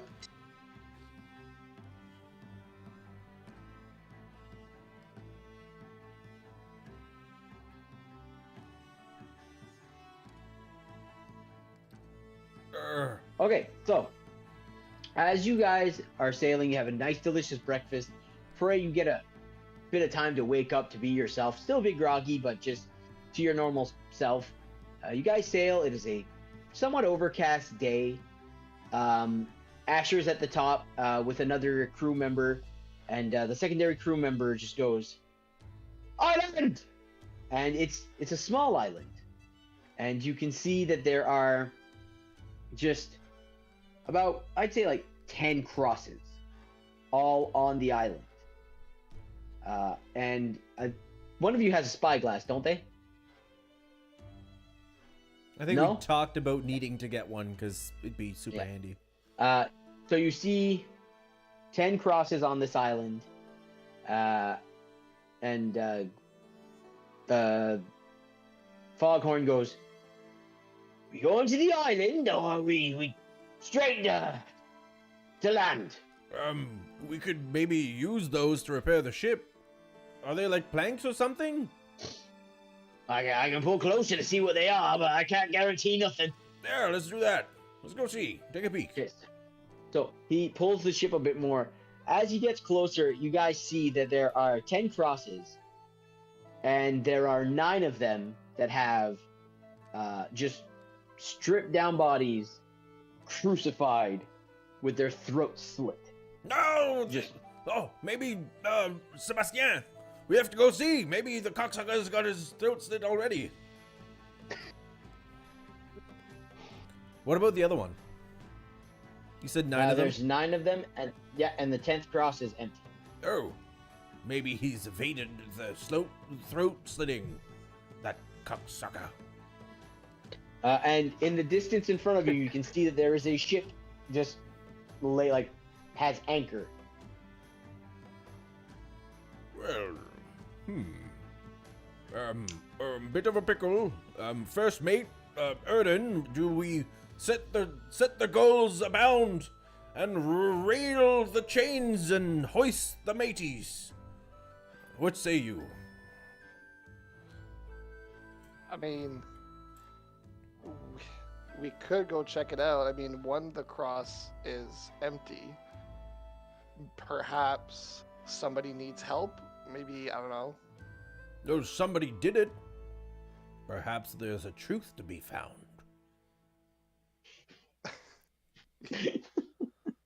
Detective Prey is on the case. I shall find the core leadership. Sure, let's go have a look. So But you're gonna look at the island or the cross or the ship? so it's like on the opposite side of the island, right? Yeah, so like there's the island here. As you guys got closer, you can see that there's 10 crosses. One of them's empty. The other one all has like a different humanoid crucified with a throat slit. And you can see that behind the island is an anchored ship. Oh, dibs! It's my ship. Dibs! If it's empty, it's mine. How far is the ship? From you guys right now, I'd probably say like 200 to 120 feet. So safe to say that they could have spotted us by now. If they were paying attention, if they are paying attention, they would spot you. Oh, Foghorn, as the Hey! third mate, I request that we sail towards my new ship. He looks at Erden. Yeah, that's fine. Okay, so he guides the ship. As you guys get closer to the ship, I'd probably say about like 30 feet between you and the other ship, you can actually hear like loud revelry and like just people cheering and like a little bit of music. And as you pull, you can see that there's just a bunch of very well-dressed people just like clinging cups and like drinking, just cheering and having a merry old time. And as you guys get closer, you see one sailor go, "Ahoy! What can we do for you today?" I don't speak sailor. Erden, what's he saying? Is everyone okay? We notice like crosses on the other side. Like, you're all good? Those were once criminals on open thieves. They're alive, they said. So we said, "Fuck it." Dead. So we crucified them, We're gonna enjoy our victory, sail back to port, bring an official, and claim our reward. Yeah. Ooh, and- there's a reward to you- be claimed. Do you have a bounty contract for them? Yes. Can I see it? No, because then you'll just take it. Oh, And do not speak to Donnie in this way. Hand the man the contract now. you trying to intimidate him? Yes. Please roll an intimidation check. Oh. Wow, that was excessive.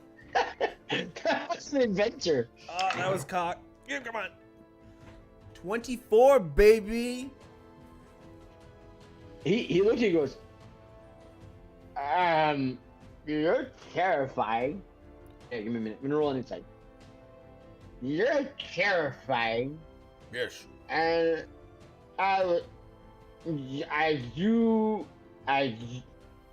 you suspect that you can inflict very big physical harm to me.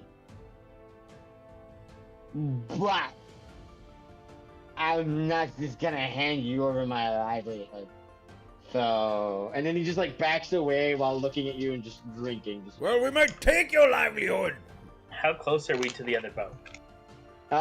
There's 30 feet of water between you and them. How Okay, long I is a can't jump gangplank? over. I know how Pardon? long a misty step is. I don't How have long that on is- this character. How So- long is a gangplank? About 10 to 20 feet. Okay. So, what, who would be somebody paying attention, not just having a conversation, but like staring at the boat? Well, I'm still in the crow's nest. So how many people can I see in the ship? You'd see probably a good crew of like 20 people. And since you're now analyzing the ship, could you roll a perception check for me? Oh, baby. I was ready and waiting. That's a 17. So you're seeing, you're like, these guys are having a merry old time celebrating their victory. But then it catches your eye. On the back of the ship, emerging from the water, is Jean-Sébastien Levesque. is a cocksucker. La face de cocksucker. He's eating the Um, Pop-Tart. You see just, at first you think it's a fish, but then it keeps repeating itself. And you're like, what is this? And you see where the anchor's chain It has a stutter? is down. It's just hand. And it starts to rise. And you see a headless body Ooh. starting to climb the chain to their boat. I think we found number 10.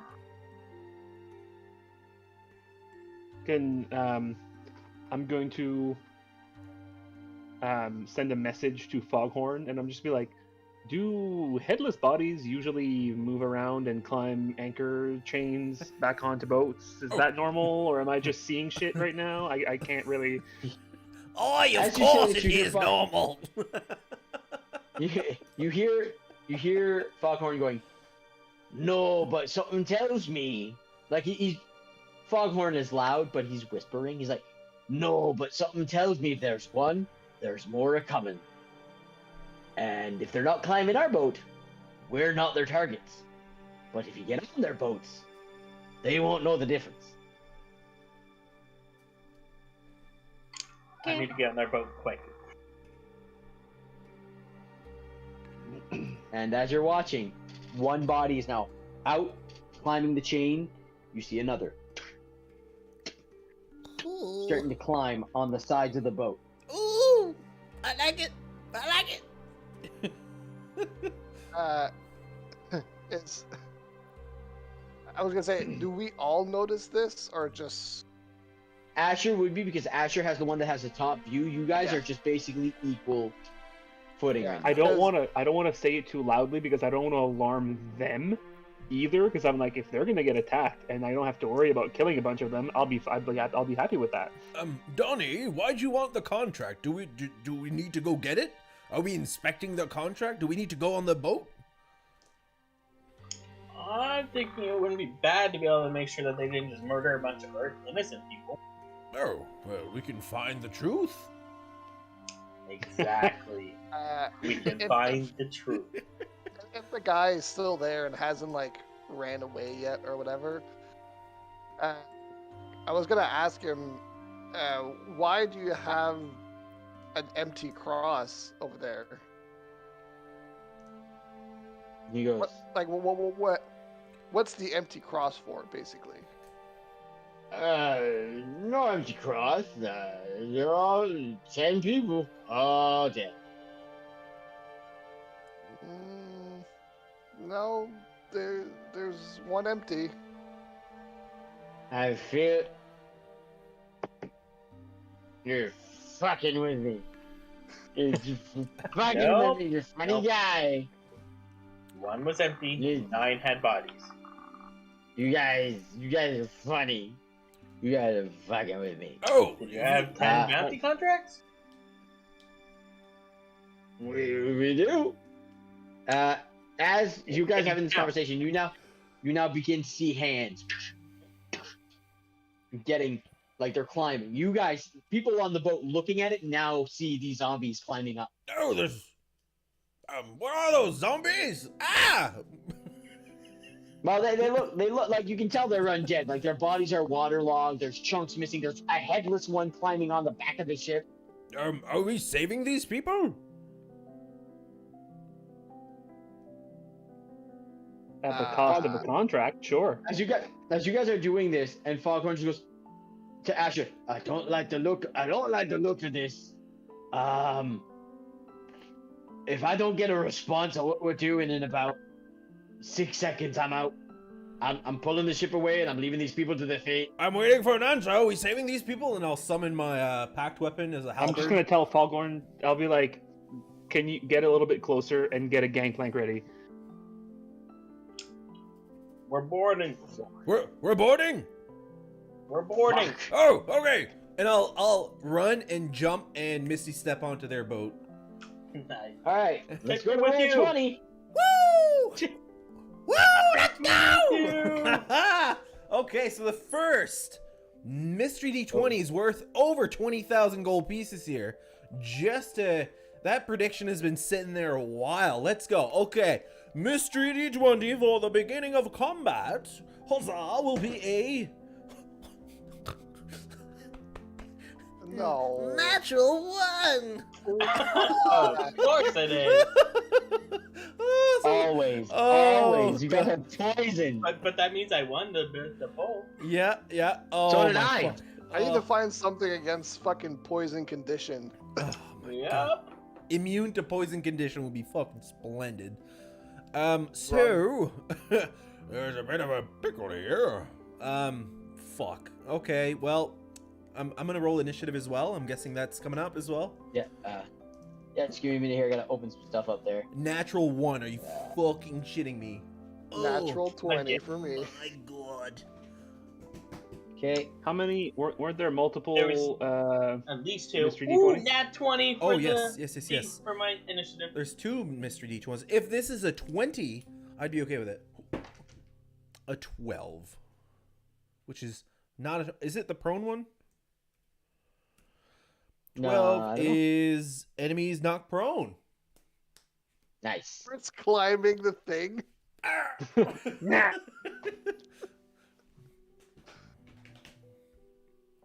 Cool, so we can put our own initiative here, and I will switch the map over to the boat. I am adding the monsters where they are. I'm guessing this represents their boat, or is that our boat? Yes, this is represents your boat. Their boat. Their boat. You guys had like the same size ship. That's how you could be able to look at them. Cool. And So- he looked at me. So they aren't there yet. and I I am. looked at him. Yes. So I'll put like Erden and them in the water for now.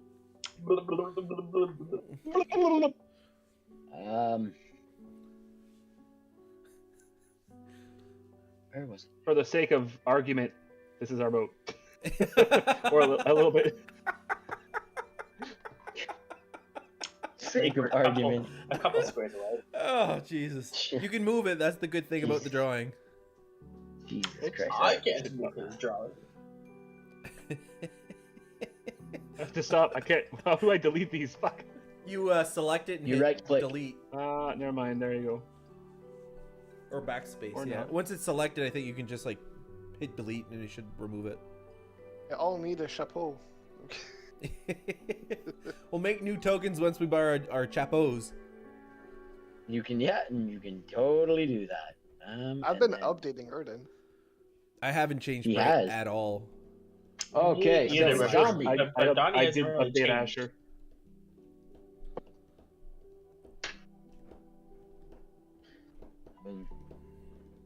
So I will change the music because this is very Looking peaceful sharp background. mouth and- There we go. And then All of the he's boats. got- I'm done now.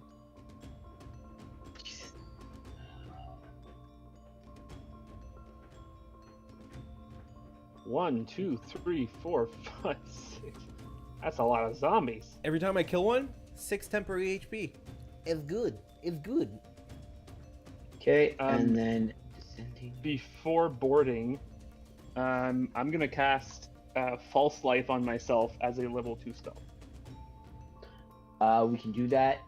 Yeah, you can do that right before, just as the ship's getting closer.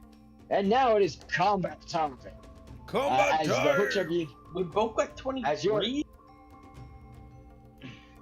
Rolled a crit as well. as you guys, God, I gotta find a spot to give me. I gotta zoom out because I gotta find a spot to put the turn order counter. It's not in the way. There we go. Boom. So as you guys, your ship is throwing the hooks on as Foghorn jumps. Boarding! The ship is being pulled in. Zombies are starting to pour onto the top of the ship.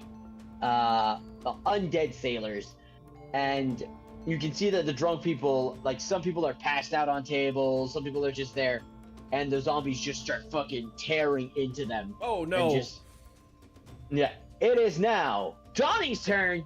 Donnie, what'd you like to do? Well, first thing, I'm just going to yell at any sailors on the other boat that aren't dying and tell them to get below deck and try to board up so they don't die. And then, do we have the gangplank up yet? Or if not, I will start setting the gangplank. I'll say that like by the time the for all those zombies to make their way up top and pray to Misty Step and all the sailors to like start running around and going on below deck, the ship is where Asher drew the ship is where it is. So you guys are literally that close. In that case, I'm I'm just jumping useful. over. What would you like to do, Donnie? I'm going to jump over onto their boat if we're that close. I ain't going to bother with the gangplank because I can jump that far. What is my movement speed again? 5. Alright. Why'd I use a spell slot to get there? Yeah, really. Well, you didn't know we were Oops. close in so quick. Break. I can't bonus action dash. I'm too used to my robe. Isn't there a thingamabob? Key points. I could waste key points on it. I'm just trying to figure out if it's worth it at the moment. You have 5 of them. Oh god, I'm looking at the wrong character sheet. That's not helping. I have key points somewhere, but why isn't it working? Yeah, no, I was checking out a spell before. Step of the wind. Dash or disengage as a bonus action. Yeah, so we'll use a key point to dash. I'm gonna dash up and attack Puffy. this guy. So I'm gonna make 2 attacks with my quarterstaff against this one. Oh, level 5, 2 attacks, baby! Woo! Yeah, oh, that's a Not 13 to me. hit on the first one. 13 to hit that one. Give me a moment. 13 hits. Their AC Nice. is like 8 or 9. That's 10 damage. Okay, just give me a moment. Okay, Second attack is 24 to hit. it hits. That's 8 damage. Okay, so Donnie jumps on, runs up, and just takes his staff and just crack. As the zombie just, and you just see teeth fly up in the air. And when it comes down, you're usually, when you hit something with your staff, you usually just like, especially right in the jaw area, it just seems to be like blood. This one just, and you just see its jaws sag down, and just salty water just starts, and you see like its bloated cheeks start to come down, and it's just this big bloated body just going. Wait, Stabbing right you in the. we're poisoned, aren't we? But they were prone, so that was still a straight attack that time, right? Yeah, so they Okay. are. Oh, They I are forgot prone. you're poisoned. Yeah, me too. I forgot about the disadvantage, but they're prone anyway, so we can't see it. So, okay. All right. Next in the turn order, it is Erden. Erden. I'm gonna yell out at the crew to keep an eye out on like the exterior of the ship to make sure that none of them are climbing on our ship, and I'm gonna stay on our boat, do steady aim, Okay. and try to shoot the one next to Donnie. Shoot that one. All right. Roll to hit, please. With. Okay, so yes, you're canceling disadvantage with Yeah, because he's prone. Okay. and I'm poisoned. Oh, Yeah. fuck So sakes. you. Always. I don't think there's been one combat where Mr. B20 has been rolled where you guys weren't poisoned. I know. That's a 24 to hit. 24 hits.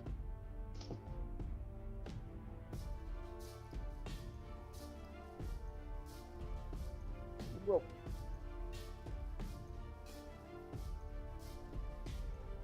How much? 15. 15 points of damage. All right. Give me a moment here.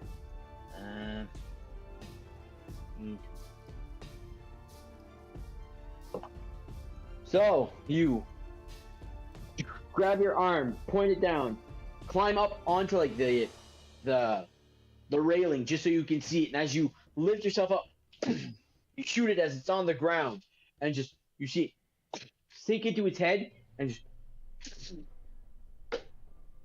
and you're like, yes, and then all you see is,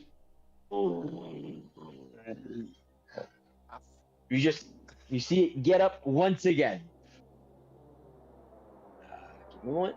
So it means Was that the same one that that Donnie attacked? yeah, Sorry, I was looking something up. not a problem. Is there anything else you'd like to do there? Yeah, then. That's all I can do. Okay. Okay, next in the initiative, it is the zombies without heads. There's two of them, so they're going to use half their movement to get up. I didn't notice there was their different movement kinds. speed. Zombie lives matter. Jesus Christ. They are all different people. So At least they were. that is- yeah. Shouldn't it? Now they're all undead. Shouldn't one of the ones at the back of the boat be headless since it's climbing the anchor? Okay, just give me a moment. There's another one. Here, I'll do Now, this. how for is you he going to guys. perform a bite attack? So he runs up to prey. Good Oh. point. These. Oh, bite attacks. Sure, you guys can try to make laugh at the funny bite attacks. This one is going to try to hit prey. So that is. I'm just one. commenting on the one that doesn't have a head, that's all. Oh yeah, the one that's going to prey right now has no head. That is a 20. Give me a minute. 26 to hit, That's double my AC. and that is a 18 to hit. Yeah. Both hit. Okay, Yeah. so that is. Did he have enough Okay, movement is to it- get to me after you got up from being prone? Yeah. 30, 15 to get up, 15 to get to you. That is. So you take. Oh, that's fucking. You got lucky there. 5 points of bludgeoning damage, Woo. and you take. 8 points of necrotic damage as it. Oh, so that's 1 hit. And 8 points. Second hit, 8 points of necrotic. That is 10 points of bludgeoning damage on the second hit, and 4 points necrotic damage on the second one. That is So more than as he half my runs up- HP already. As About 60% you- actually. As you jump on, this thing just gets up, the headless one. It's a weird sound. You hear like a come from its neck hole as it just run towards you, and just both hands hit into like right at your neck. You feel like you're gonna get bruised, but as it hits you, you just feel like this deathly energy course through your body and inflict more damage than it did. At the same time, its headless stump just looking at you, and just salty water gets sprayed onto your face. The headless stump looks at me. That is Yeah. quite the sentence. It's like a little butthole. Punches. Pucker up. So Pucker up. that one's gonna get up. 1, 2, 3. Use the dash action. 1, 2, 3. Get up to here. Wasn't that the same one that Prey just fought? You're two of making them. them act together. Okay. Yeah, I'm just doing groups. It's easier that way. And now it is the Bunny Man. Yeah, what do you mean? I'll use my movement to climb down the. I'm not gonna off the top rope again like I did the last time. So I'm gonna climb down. That will be. Would you say that would be all my movement, or? It would be 15 feet down. Okay. You I'm need like going to move. You need a squirrel suit to just dive off the crow's nest. Invest. It's a Okay, flying- I'm gonna put that in my notes. Invest in squirrel suit. Okay, wrong rodent, but that's okay. I won't take offense. I'm going to look at the one that is currently damaging Donnie, because that's the first one that I eyeballed before seeing Prey. Question: can I use Healing Word if I use a cantrip after? Yes. It depends if it is a bonus action spell. The Healing Word is bonus action, is it not? Yes. Yes. Then yes, you can. Okay, so I can't. Okay, that's what I thought I remembered. I can't cast a spell and then a bonus action spell. I can cast a cantrip and then a bonus action spell. Yep. Okay. Yes. I am going to cast. What's it called now? I had this all rehearsed and now I forget. Sacred Flame? No, you're And- lying. Sacred Flame. Thank you, Jordan, for knowing all of my spells better than I do. Cleric. Sacred Flame on this dish. Okay, that's a dex save. No, is it Dex? I thought it was Constitution. I think No, it is Dex. yeah. Sorry. Yeah. It fails. So now that I'm level 5, that's 2d8 of radiant damage. Okay. That is 4 points of radiant damage. So Not you as high as I would have liked it to you- be, but Hey, Scurry down just the a rope. reminder, it's 2 of the dice. At level 5, it's 2 of, like, the cantrip damage? yeah, that's what I Oh. rolled 2d8 Okay, and sorry. I got My bad. what does it say? 4, 5, 3? 4. I can't remember. I said 4. 4. It was 3 and a 1. It's been a long Monday. I'm sorry. all good. 4 points of radiant damage for this bish, and Okay. as a bonus action, I'm going to cast Healing Word on Prey. Oh. Okay, what do you say to pray? Stand strong. Find the truth. So, as you scurry down the rope, get there, you go, unleash a torrent of holy fire as it hits it. You just see these purple flames. It looks like kind of when you throw one of those packets that changes the color of fire. You know what I mean there? Yeah, like the penny Throw the packet. packets. Yeah. Penny packets. And you just see this and just starts to disintegrate, like just as it hits, it's just like a water balloon, just the guts and gore all over the deck as it falls dead. And you look at stand strong, find the truth, and point to Prey, and this bluish, same radiant energy, just purples and blues, just envelop Prey and then bolster him with healing. For 6 points of healing. Woo! It is now the zombies' turns. You're all gonna get up because they're all prone. And they have... Wow. Wow. You guys are gonna do so much. 1, 2. Yeah.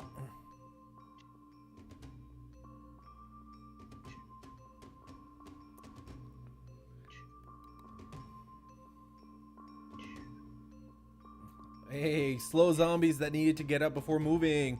Cha-ching! Okay. We got And 2 dice to then- try to. Yeah, we were looking for a natural 20. That is the goal. For I'll start charging it up now. Gotta shake The long rest? Shake- The short rest? I mean? shake the Hazaron dice. Get my spell slot for get the spell slot back for Misty Step, because that was a waste. You're gonna need to bring it for the one shot that we're doing. Yeah. Hazaron. Yeah, exactly. All right. So they make it there. It is now Prey's turn. Whoa! As you see the ones get up from the ground, you guys see at the same time just more hands grabbing onto the railing and starting to lift themselves up. Fuck. Oh, I'm gonna use my action. Yeah, my action to cast Armor of Agathis. That's my last spell slot. And then I will bonus action Rage. And that's all. Kill that boy. Oh, wrong one. Rage. There we go. Kill that boy. Which one did you? Kill that boy. Yeah, that's right, Prey. We're gonna kill you. So Yeah, that's it for me. Prey as. Oh wait. Is there anybody else who wants to get a Mr. D20 in? I think the timer's still up there for a minute or so. I don't have enough coins. I'm trying to get enough Nope, coins it's by just winning ending. this one. Marshall Moneybags here. Oh, I I can't won redeem my 15K, man. I got some money to spend. it was an accidental drop, but it is a natural 20, and I will fucking take it. Oh yeah. Oh yeah. I was like, did they glut in the dice tray? I'm like, it's good. Natural 20. I'm like, yeah. So that is a No short longer rest. poison. That is a short rest, boys and girls. Yeah. So we have another I one. don't think it changes anything for anyone except you, Prey. Where? Oh, Yeah, I you mean, can Donnie, roll. like, And Donnie, there- do you get your key points back on a short rest? He does. Yeah. I mean, There's that. another one. It could be a But natural also, one. The no 16. poison is nice. 16. The What's no a poison is 16? nice. Yeah. The second one is 16, which is 10 hit points? maybe. If so, that's boop. Advantage on the next 16. attack. Cool. Ooh, very Yes. nice. All right, Donnie. So Oh. as Prey I'll roll some hit dice. touches here.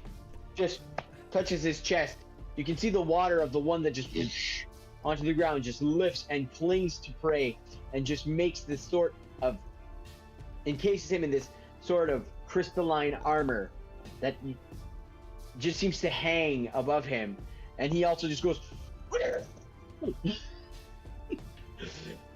just real angry and looking at the undead. So it is now Donnie's turn. All right. Can I see if the door to like the captain's quarters is opened or not? Sure, you can run over and check. Donnie always putting himself in situations that we don't know what he's doing. I'm just trying to make sure there's no one in there that's gonna get killed. Okay? Yeah, that's what you're doing, Donnie. That's exactly what It's you're part of what I'm doing. Are there cool books in here? He wonders. But yeah. doing. jiggle the door. It is locked. Oh, fuck. I don't think I really want to take time trying to break it down in the moment with a bunch of zombies coming. Do I hear the Jiggle faint that door, sound boy. of a fuse burning out? Fuse. God, man. I'm going to Oh. come over to this zombie and attack. All right, roll the hit. First attack is a... Oh, God. 8. I rolled it. And actually, that just hits. What? Cool. Yeah, they have shitty Okay. AC. That just hits. That will be 7 damage on the first attack. Slow lumbering Second attack zombie. is a nat 20 Ah! Natural 20. for 26 total for 13 damage. Natural 20. And then Okay. he's still upright, so key point for flurry of blows. Ah, that's a nat 1 on the first one. So 7. That doesn't hit. And the second one, nat 20 again Oh! Natural 20. Kill that for boy. another 7 points. And I think Okay. their endurance Oh, wait. thing is a crit cancels it out. Yeah, that's right. So, Or radiant damage, You- isn't it? I think so. yeah, radiant and criticals. So you run, jiggle the doorknob, see a zombie right at the stairs. You leap over the banister and just whack, whack. As you hit it twice, the second time it kind of just goes limp. So you miss with your first hit. When it comes back, you just crack it uppercut and you just flip it ass over cheek at it, and it goes up and it just lands right on its neck. You hear bones. You're like, you expect to hear snaps and pops, but this is just a as it just goes like a Go-Gurt tube. It just kind of makes the stairs a little bit slick. It goes That like I go zombie. after a Go-Gurt tube. That was the visual that I wanted. That was Push awesome. me up. Push me up. And that zombie is dealt with. Oh my god. Anything else you'd like to do, Donnie?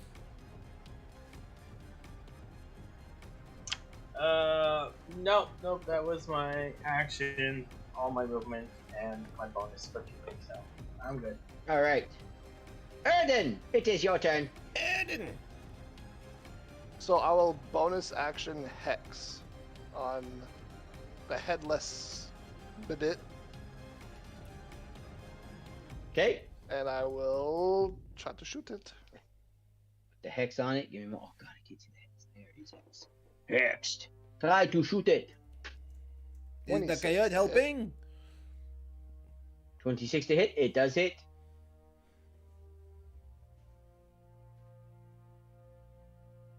Not sure that's a good thing.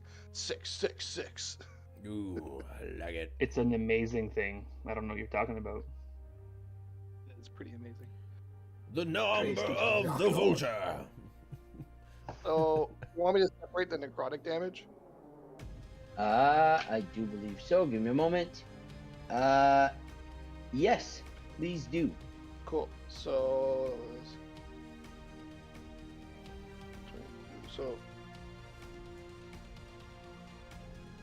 okay, 21 piercing and 3 necrotic. Okay. And I'm going to use my Whales of the Grave to attack this one. All right. How much is that? 4. Necrotic? I don't think it's necrotic. Can you double check and get back to me on that, please? Yes, I will. Whales of the grave.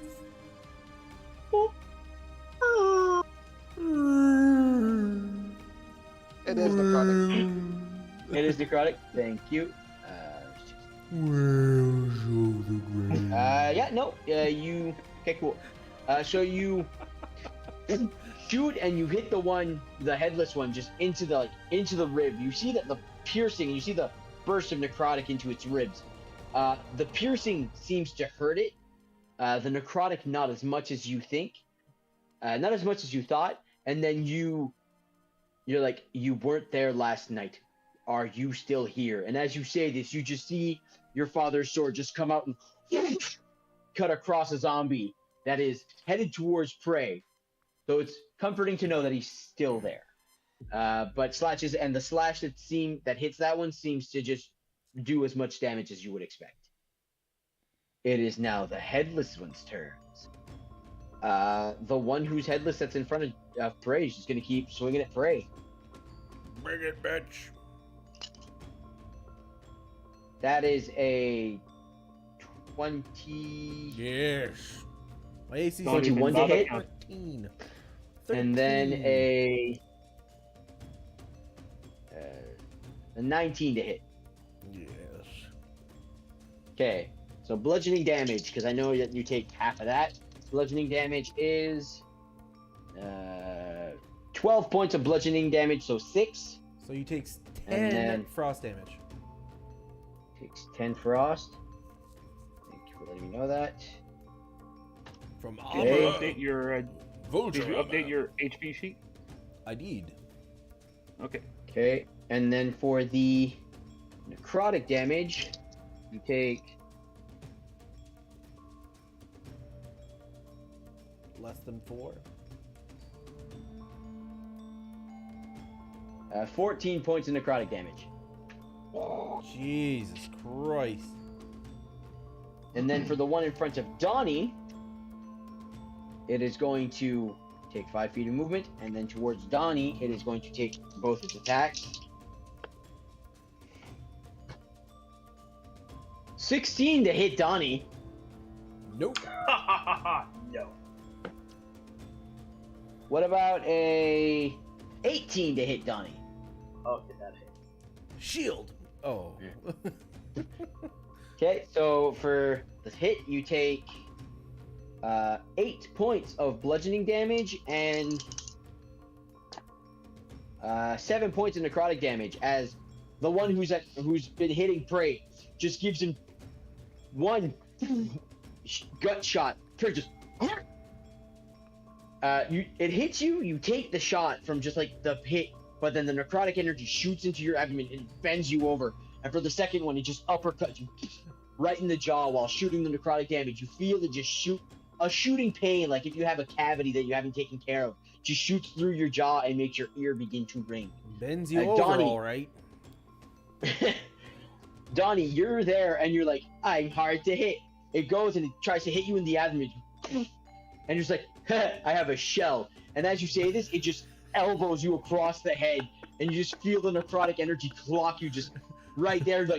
You're like, I don't have a shell there. Accurate. It is now Asher's turn. All right. I'm gonna hop over. I'm gonna come over to Prey, right here, and I'm gonna be like, "It's okay, buddy. I'm here." And I'm gonna I'm gonna cast Spirit Guardians. Oh, fuck yeah! Ooh. Damn. All right, so what Spirit Guardians? It's 15-foot radius, I think. yeah. He's got. I can see the radius he has there. Can you apply it to everybody else can see it? Because I can't do that. Nobody else sees it for me. Yeah, I don't see it. Weird. Let me see here.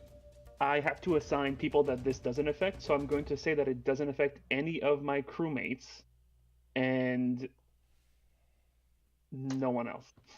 Can you guys see that? Can you see it now? Oh, No. I can Wait. see the purple. Yeah, I can see Yeah, the same. Yeah, that's You- the purple. Okay, yeah. So I did it. I figured out how to do it. Yes. So that is Okay. the Spirit Guardians radius. Correct. All right. So there you guys go. That is your move, Asher. Yes, because I can't bonus action a spell now. Donnie, don't worry, I'm coming for you after. Stay strong, Donnie boy. So it is now their turn. Start their turn in the radius. what is- Whoop, whoop, whoop. Yeah. What is the? That is the zombies. What is the? It's It's a if they wisdom started- saving throw. Is if they start Wisdom saving? or they enter. Okay, cool. That's all I wanted to know. And what is the DC? 17. Con save. Yeah. Oh, sorry, no. Okay. Just a sec. It's not Constitution. It's Wisdom? Just give me a minute. Wisdom. 1, 2. They're zombies. They're dumb. They're just flooding. Spell save DC is 15. Sorry, not 17. Did that zombie just fall down a hole? Nah, you walked around it. He dumb though. He dumb. They might all be dead. Who knows? What is it? 3d8. I had arrows. It is 3d8 of radiant damage. Might as well roll it because they're all taking it. Do I have to roll for each of them? DM's discretion, but probably not. I'd say just one roll for all of them. Come on. I can roll in D20 and then just do that instead. In roll 20. Okay. In roll So- 20? Yeah. What's the algorithm again? Slash R. I need 1, 2, 3, 4. 4 wisdom saving throws from zombies. Failure. Failure. Failure. So 12. Failure. How many it's are one there? ro- There's 4 of them that started their turn in there. Well, went in. So how many is that for all of them? Oh, you want me to just roll for all of them? Yeah, just one roll for all of them because they all walk. My first roll was 12. 12 for everybody. Okay. Yes. Radiant. Unless you're evil, then it's necrotic. But you're not evil, right? I don't think so. I think I'm doing a lot of good.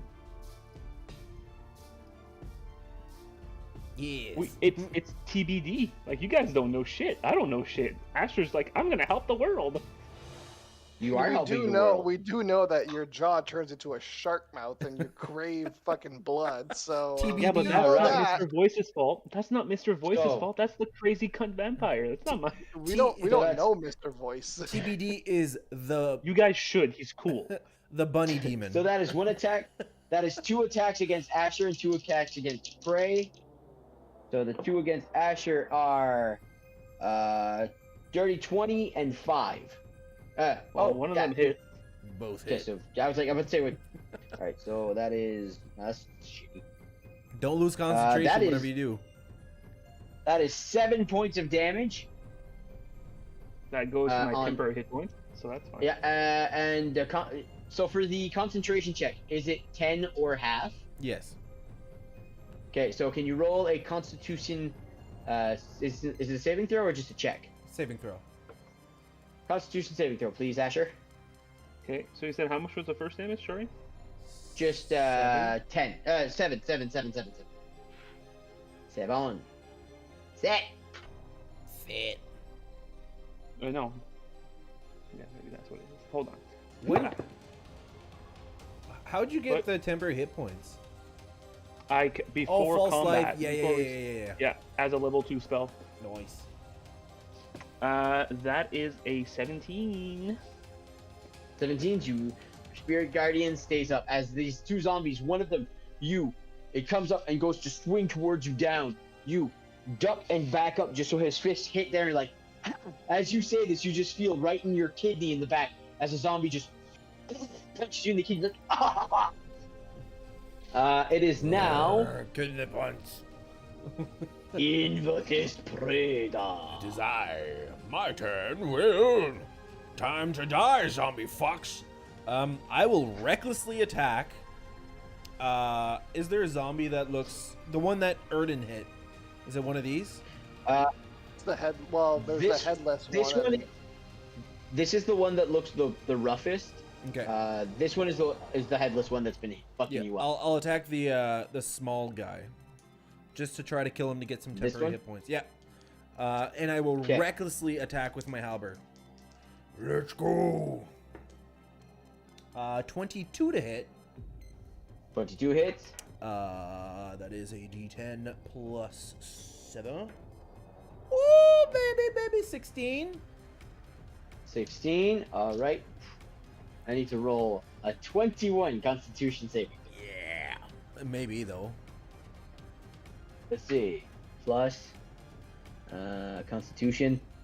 No, it doesn't. Yes. No. It no. fuels me No, as I no. regain 6 temporary hit points from killing a foe. Yes. So you. What's your packed weapon that you summoned? Your pole arm or Halberd. Yeah. your halb arm? You just pick it up and as you pick it up, I forgot to ask Bunnyman Asher, what does your spiritual guardians look like?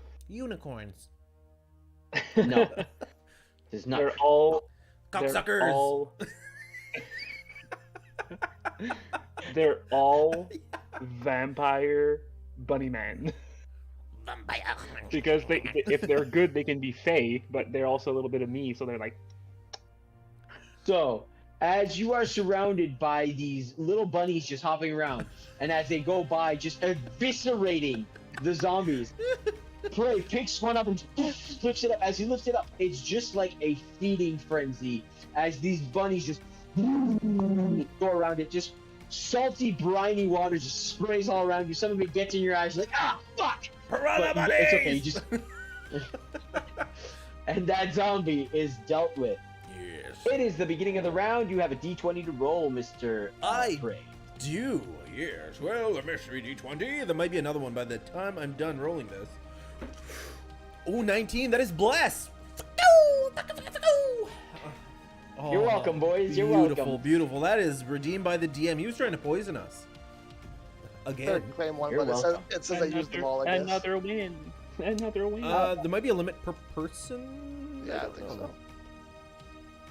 Oh, It is your there's a turn. redemption. There we go. Okay. I Right can't before we remember start if Donnie's it's 3 or turn. 4. 18. What is or- 18? Wow. 18 is 5 temporary hit points. Which don't affect me, but that's okay. Me neither, but that's okay. I'll take him. Me too. All go, right. So There we go. it Beautiful. is now Donnie's turn.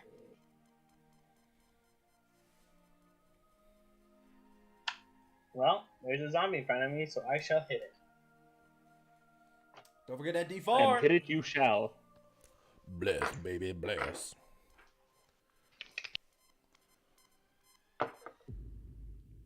A 19 to hit. 19 hits. I don't like the hesitation. Yeah, that was much hesitation. It nine, does hit. 9 Okay. damage on the first one. Okay. That's a 25 to hit. Oh, Second one. baby. That's triple their AC. That's- Oh no, not those guys. 7 damage. 7. Okay. Yeah, Still we'll looking strong. flurry of blows.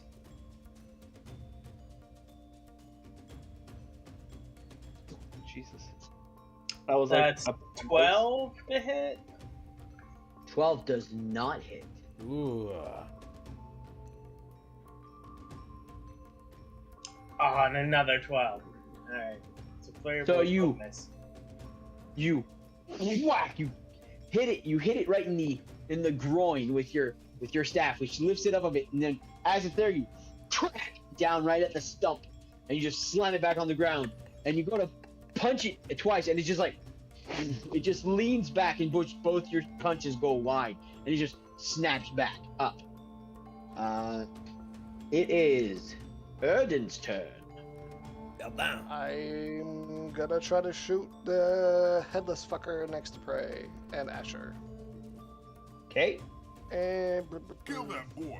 Kill that boy. Yeah. bonus action, steady aim. So Okay. advantage and bless. You had advantage anyways. No, Why? you didn't. Never mind. Never mind. Okay. That was last round.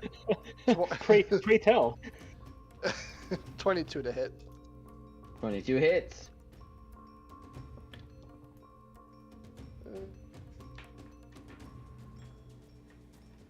17 damage, piercing, and 3 necrotic. Okay. Oh, give me here. I fucked up. 17. So. Okay. And 3 necrotic, you said? Was it 3 necrotic? necrotic? Yeah. Cool.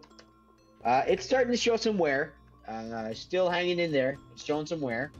And just you shoot it now right where the stump is. You just see a crossbow bolt, just right in the middle of it. Just.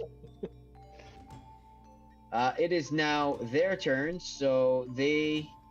One of them starts its turn in the Yeah. circle of death. So that is a wisdom. Wisdom. Reroll that 3d8, baby. Just He give me a still minute. takes half even if he passes. Yeah, 19 minus. What does it say? 15, you said? 15, yeah. It saves. Okay. Natural So- 19 minus 2. 3d8. So it takes 6 points of radiant damage. 6. Alright, so. Check something real quick. Okay, cool. Just have to make sure of something.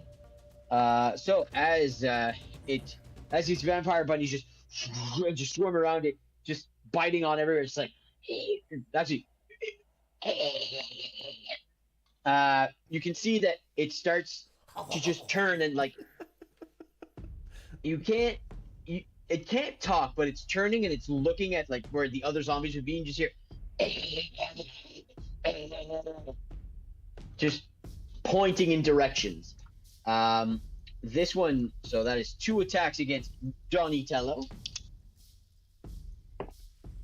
That is a dirty 20 to hit, That is. and that's cocked. Fucking cocked, but it gave me the lower number, the motherfucker. That is 12 to hit. That. Okay, so for damage bludgeoning, that is 7 points of bludgeoning damage. And 8 points of necrotic damage. And now they're going to, the one in front of you guys is going to take both hits against Asher, because he can tell that the bunnies come from the bunny. Oh, that's good, because he would have advantage on me. He would. He just wants to get rid of the bunnies.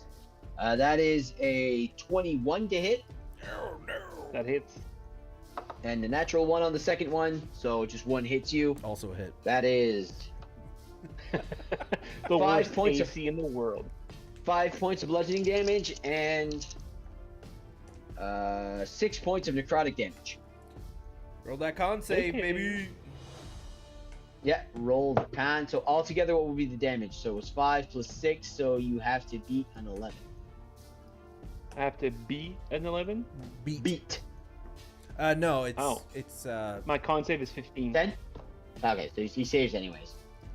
yeah. It's Even if it's an 10 11, it'd be it's 10? 10 or half the damage. Okay. So, so you- okay, so you said 5 points of bludgeoning, and then how many points of necrotic? 6. And Asha, it is your turn. Okay. I am getting real sick and tired of these motherfucking zombies. So I am going to cast as my cantrip, Toll the Dead. Toll the Dead. Okay, on which one? It actually hits 2 because of my Ooh. Reaper class feat. So I'm going to go on the one that just hit me, and Right. let's go with the one it has to be within 5 feet of it. So the one right beside it. Okay, so these This 2 one guys and right here. this Yeah, one. those 2 Yeah. guys. Yeah. Okay, so what's that's the save? I love that feature. 15. It's a Weave them.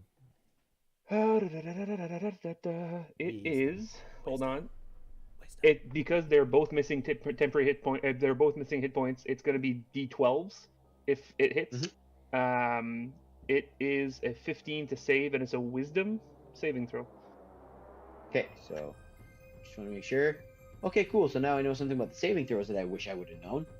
So for the normal one with a head, it is a 10.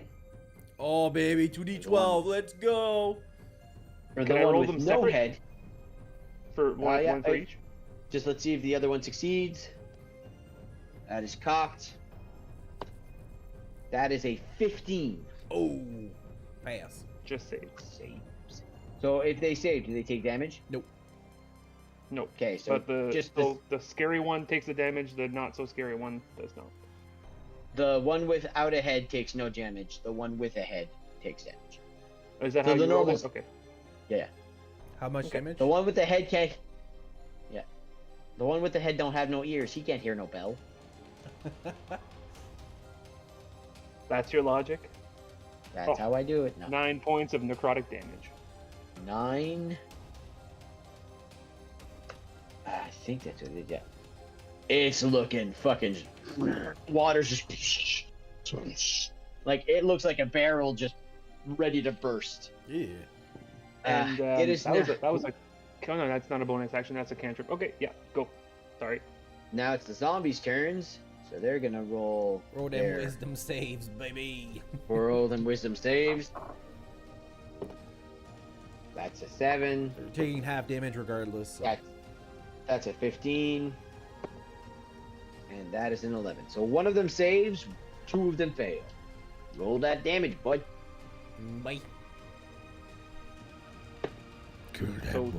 2 of them take 10, 1 of them takes 5. Okay, so this one takes 10. This one is gone. The one that's in just the bunny's coming just a mist of water with briny, salty blood everywhere. You're The rolling other ones take under average for your things. I'm just waiting for that 24 to hit. Yeah. and that one. 24. And then as you're concentrating on the one in front of you, you get it sprayed with water behind you as you just see the top half of a zombie and then just 2 hovering bunnies just and then just joining the swarm again as the legs just all right, it is now the zombies' turn. Zombies. Oh, just give me a minute here. I gotta add a turn because Oh, they died on their turn. yeah. So just gotta press enter and then descending back to 9. There. So It go ahead. Sorry. it is now was their gonna say- turn. So Yes. that was the beginning of their turn. So this one's gonna go and just jump below deck. If it moves, it takes damage again in the circle. No, it's once per turn. Is it once per turn? Yeah. If you start your turn, Okay. they're entering Yeah. for the first time. Okay. Do I get an opportunity attack? You do. Okay, I just. Oh. Its speed is halved, by the way. Okay, it has 20 feet. It just moved 10 and then jumped. I just want to double check to make sure if reckless counts off my turn as well. I don't think so. I think it's just on my turn. Reckless. When you make a first attack on your turn, you can decide to attack recklessly. The attack rolls against strength during your turn. Mwah. That's fine. I still do have bless. Come on. Mm-hmm. 18 plus 7, I think. 18 plus That 8. hits. Yeah, 26 to hit, baby. Oh, 10! That's the first 10 I get with my halberd. 17 damage. 10 damage. No, 17. So I need to roll 17. So I need to roll 22. Woo! That's not a 22. So he doesn't even get a chance to jump down. He just, and as he jumps, you just, and you bring your halberd just like this, and you just cut it in half. The legs go down into the hole, but the top half just. So they are dealt with. These ones are going to commit tokens. These ones are going to 2, 3. Enter. It's gonna roll a. Yeah, it's rolling a. That is a 11. So that was 10 damage. Do you want me to re-roll or? Yeah, you know what? Just re-roll because it's a new one that enters your thing. 15 points of radiant damage. Takes a 15 and just runs down into the cellar area. Into the unknown. These ones down here. These ones down here have been busy their past few turns. Eating. You now hear a. As you look, and the anchor has been severed. It is gone. And these two here are now both just cranking the wheel towards the ocean elk. The boats now bump in and are being pushed. It is now Prey's turn. Well, I'm going to attack this guy, who appears to be pain in the ass, and I'm going to attack recklessly. Do so. Oh my god, that's cocked. Oh, still 18. I was like, but yeah, no. Plus 8. 18 is hits. pretty good. Yes, let's go. Oh, another 10. 17 damage. Woo! When you see the 0 on the D10, fucking crispy. And we do have Feels good, man. Feels good. And that's the end of my turn, but I will use the mystery D20 before the start of the round. Natural 1. Fuck, Poison motherfuckers. I wish I was Almost kidding, too but fuck's good sakes. to be true.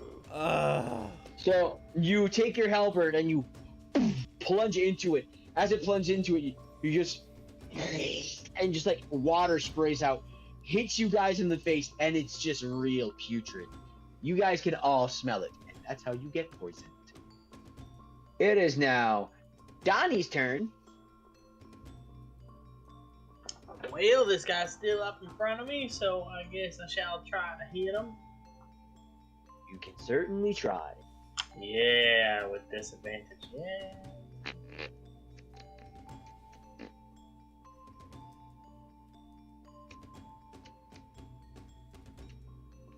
Well, that's an 18 to hit 18 hits. for 11 damage. Okay. Second attack is a 14. 14 does not hit. I didn't think so.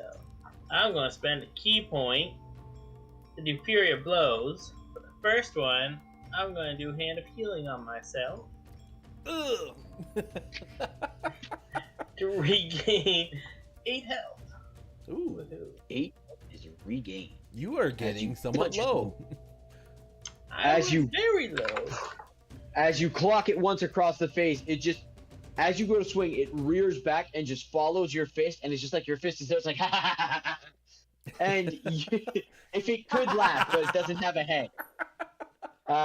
And as your fist follows through, like, nope, and just touch yourself and and heal. You touch your chest and heal yourself for 8. Erden, it is your turn. Well, since Asher and Prey are there, I'm gonna move a little bit here. Yeah, here. Move one more. Yeah. I'm gonna bonus action move my hex to this guy and try to shoot it. Okay. Hex is gone. He is now hexed. Pew. 19. 19 hits. So, poisoned with steady aim and bless. A lot of dice. Oh, you can't. No steady aim because you moved the hex. But Yeah. regardless. Yeah.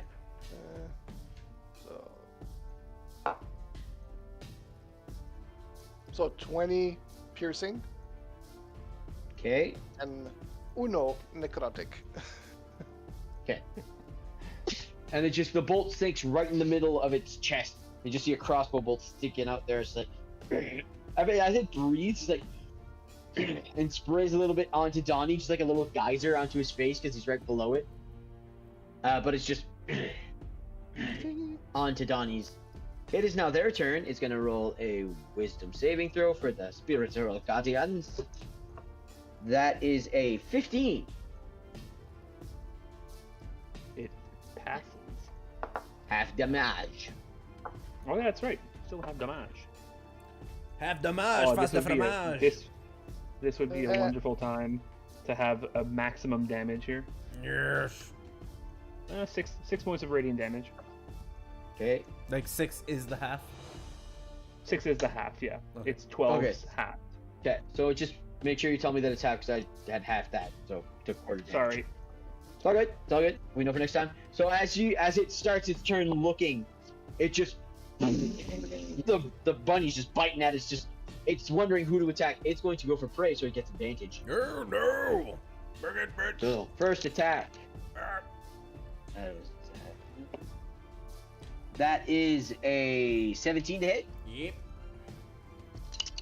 Second one. Okay, 22 and 22 to hit on the second one. Yep. So bludgeoning damage, you take 5 and 6 points of bludgeoning damage, so 11 points of bludgeoning damage halved to 5. And then necrotic damage. Ooh, ooh, ooh, ooh. 7, 6, 13 points of necrotic damage as it just starts to rock you left, right, and center. The next one is going to attack Donnie. That is a 25 to hit Ouch. Yeah, that is. and a 17 to hit. That's my AC, so yeah. Oh no, Donnie! So Time to going down, boys. Time to go down. bludgeoning, that is 5 and 6 points of bludgeoning damage. And then for the necrotic, you take 7 points of necrotic damage and another 12 points of necrotic damage. Well. And Donnie is down. Donnie, dude. And that, so as Prey's just getting rocked, Erden, you're the one who sees this because Asher and Prey are preoccupied.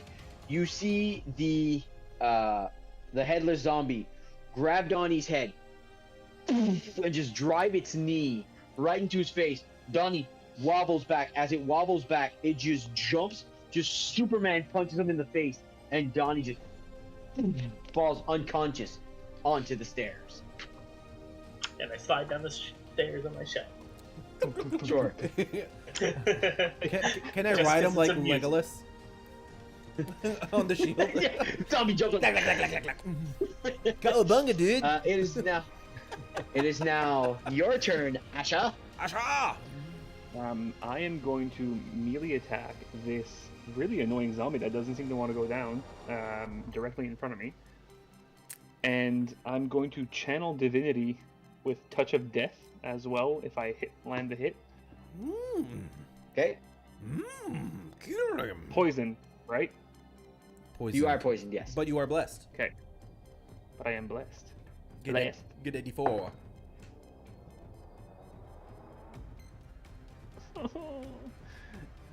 Oh yeah, that's right. The D4. Do I have to roll it twice or just once? Once. Just once.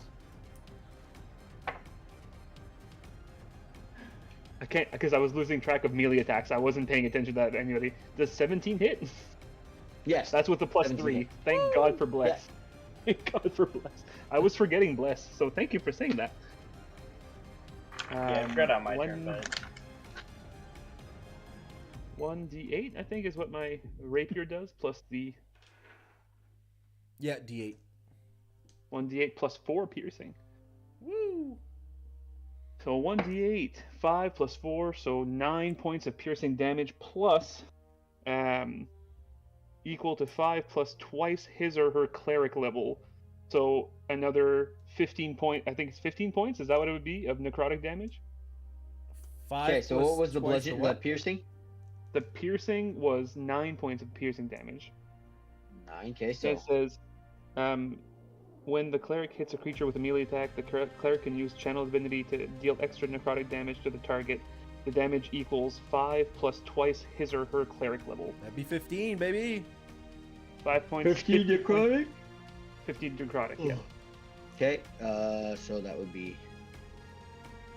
Just give me a minute here. This guy's looking rough. Still not dead. He's still not dead. He's looking rough. Well, As a bonus action, I cast, because that was a melee attack, as a bonus attack action, I will use Healing Word on Donnie, and he will heal 5 points. Woo, Donnie! Minimum healing. Donnie. I'm so sorry. Come back to us, Donnie! You come to consciousness prone on the ground. My It words is really now. are- I'm so sorry. It's now And the zombies' turns. They are turning the ship. These two guys are going to go 1, 2, 3, Yo ho, yo ho, the zombie life for me. 4. This guy is below deck. You don't know what he's doing. And this one's gonna go 1, 2, 3. So he's going to do a wisdom save because he's going for prey. That is a 14, so he fails. Can you roll your spiritual guardians? Asha. 11 Asher? points of radiant damage. 11. Ooh. Perfect. He's going to take an attack against prey. That's with advantage still on prey. Yep. Ah, shit. That is a 10. 10 is a miss. I'm so mad. He goes to hit you. As he goes to hit you, the bunny just hits him in the face. Loses his combobulation. That's the bunny noise, apparently. And that is going to be an attack for him. Yeah, that hits. As you hear coming from below deck, and then Oh, as fuck! a cannon was fired into the ocean elk. The Into ocean Donnie? elk's hull suffers. Into Donnie? I was Not so this mad time. because I wanted to yell to Foghorn. I wanted to be like, start shooting. Like, just their shit. And I completely forgot to say that with my next turn. That is okay. I will mark that down for the ship. Just keep that tracking here. Okay, cool. So the ocean elk has taken damage. It is now Invertus Preda. Well, you fuck. I'm going. How rough does the zombie look? In front of you, fucking rough. I will He attack looks it. hurt. I will attack it recklessly to cancel out the poison because fuck that. Okay. And bless. Hoodah! Oh, 12 to hit. 12 does not hit. The zombie? The zombie? Yes, the zombie hits the zombie. I thought you were saying the headless one. Oh no, I'm trying to kill something to get temporary hit points. It hits it. Yes. Oh, 10 baby, 17 damage. 17 damage to the zombie. Is that 3 10s in a row? Yeah. Yeah, it is. 1 in 1,000 So that's there, 17. baby. It's not gonna happen again. It's gonna be wait a minute. ones. Wait a minute. It's 6. So you take your helmet, plunge it through the face, and just like drive your helmet, start twisting like, oh, Dad, give me your life. And as you twist it, it just and just stares right at you in the face. Do you have any mystery D20s to roll there, Mr. Jordan? I do, Mr. Conrad. The first one is a 5, which I think is they get temporary hit points. 5 is disadvantage on the next attack, which is fine. We had that Okay. anyways. And then the second one is a 7. Oh, this is roll karma. Enemies get +2 AC. For this turn? Okay, Yep. I will remember that. Write that down right here. Yep. Cool. It is now Donatello's turn. Donnie, what would you like to do?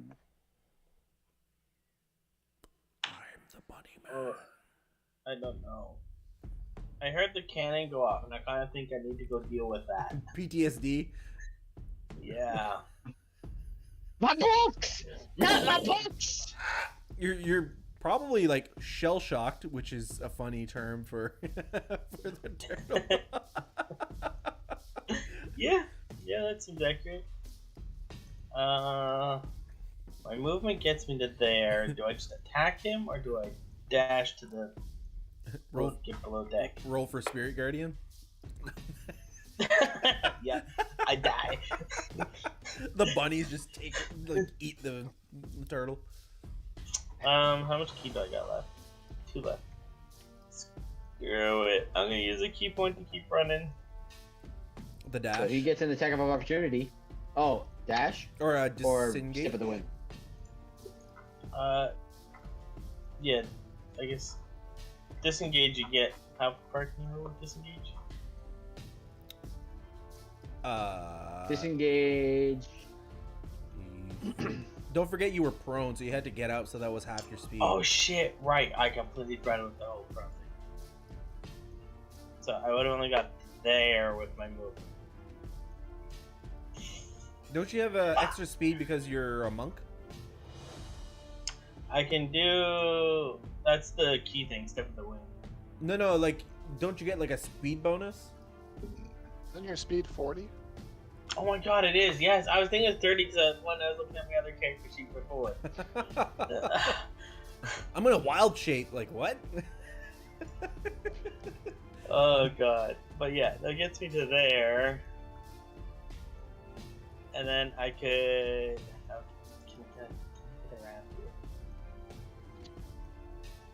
Yeah, step of the wind. You could take Yeah, a I key can come point. up and around and avoid him completely to disappear down below. Okay, as you get down I'd have below. one more movement once I get below. One more square. Yeah. As you get down below, you can now see that there's one zombie that just fired a cannon, and you can see through certain portholes. There are other zombies just starting to crawl through. Just Like crawl Like in. coming inside the ship, you mean? Oh my. yeah, they're crawling inside the ship. Not Okay. yours. I'm This one. gonna yell and say, guys, we need to get off the ship. I'll be But right yeah, down. I'm assuming I can't get to the one that's shooting with only one square. Yeah, no, he's at the cannon. You can see the other ones are crawling up into the like through every porthole. There's like a hand. There's one of them that's like halfway in. All right, They're well just then, not. I guess, yeah, there's really nothing I can do. So I guess that's just gonna be my turn. Just gonna stay at the bottom of the stairs, just yell back up to the guys. Okay. What do you yell? Guys, we need to get off this ship. There's more zombies are down below. I'll be right there, Donnie. Erden, it's your turn. DM question: if I do action surge, can I use my crossbow twice? I think it's once per action, so it shouldn't be a problem. But that might be DM's discretion. I haven't really done reloads with you, so I would just say action surge would be pew, bonus action, action surge, pew, bonus action. So yeah, if you want to, you could shoot twice if you want to. Don't matter to me. I will shoot the one I have hexed. Just Okay, twice. yeah. Okay, you can certainly try. Bless. Yeah. So because of the time required to load this weapon, you can fire it only one piece of ammunition from it when you use an action, bonus action, or reaction to fire it, regardless. But you have 2 actions, so you should be able to shoot twice. Okay. Yeah, 22 on the first one. 22 hits.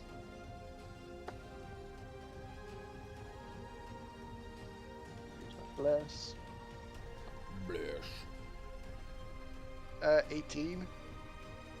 18 points of damage. Okay. No, 18 to hit on the second Oh, attack. 18 hits. Yeah. Okay, perfect.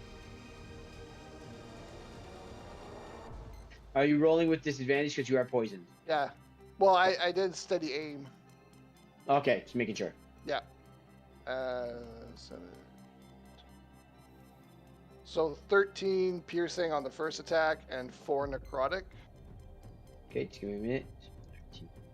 Cue that boy. Kill that boy. Okay, and okay. And the second one.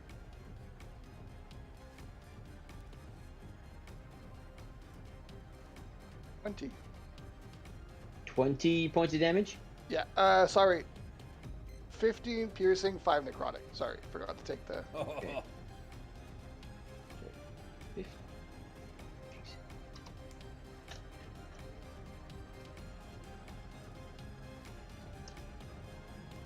So you and just sink it right into his chest. Like you're basically you hit it right here, then you shoot again, and it hits the other side. You just have the perfect triangle of like his rib cage from where all your bolts are. Nice.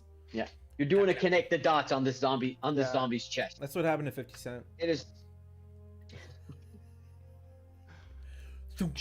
Crossbow. It is now the headless zombie's turn. The one in front of Asher is going to roll his wisdom save. Yes. That is a 17. So roll damage and dice. That is 6 halved. Like that. Like 6 is the half. Okay, so 6 is the half. All right. So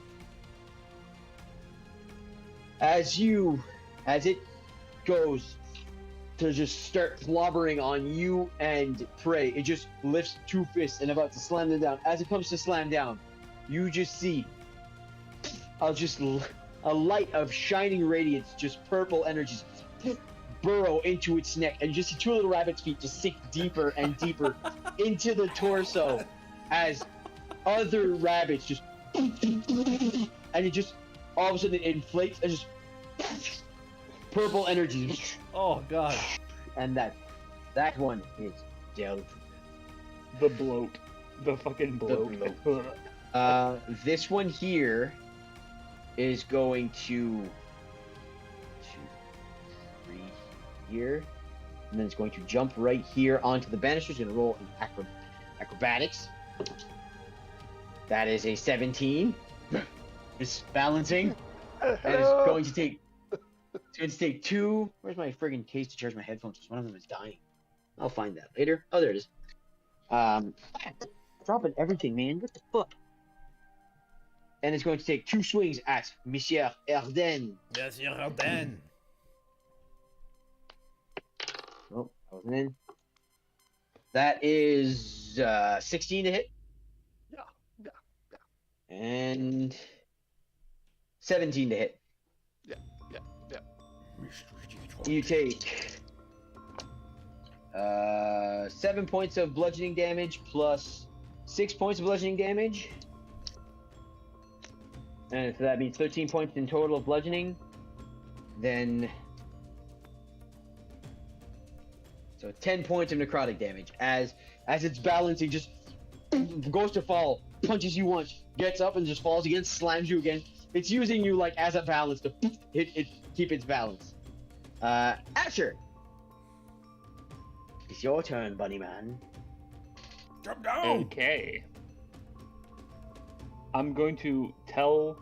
Okay, DM question, general question. Did the other survivors, the ones that didn't get like mauled and stuff like that, did they jump aboard our ship? They scattered. Maybe a few of them did. Many of them ran into the captain's quarters. The one with the papers. But Prey would be the only one who knows that. Okay. Because Prey was the first one who. I'm just gonna. This is getting out of hand, but we can't have our ship be sank. So I'm just gonna yell to Foghorn. I'm gonna tell Foghorn. I'm gonna be like, "Sink this motherfucker." This was my Okay. boat. So Foghorn's got the orders. What would you like to do for your action and movement and all that stuff? Fuck. Did you I- like whispered it to him? Yes, Okay. like in my earring, the earring. Okay. So hold on, that's 10, 20. Okay, yes, okay, I can still do that. I'm going to move over here, and I'm going to try to stab this one just with a normal attack. Okay. Roll to hit.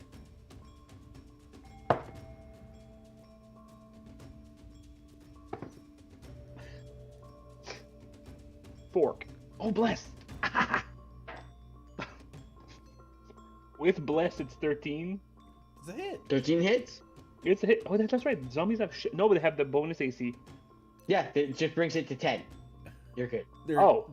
It's dumb low. It's dumb low? Okay, I didn't know Like, how dumb I low have it to was. roll a 1 to not hit them. I also get +8, so like. That's brutal. Okay, anyway, so 1d8 of piercing. So that's 6 plus 4, so that's 10 points of piercing damage.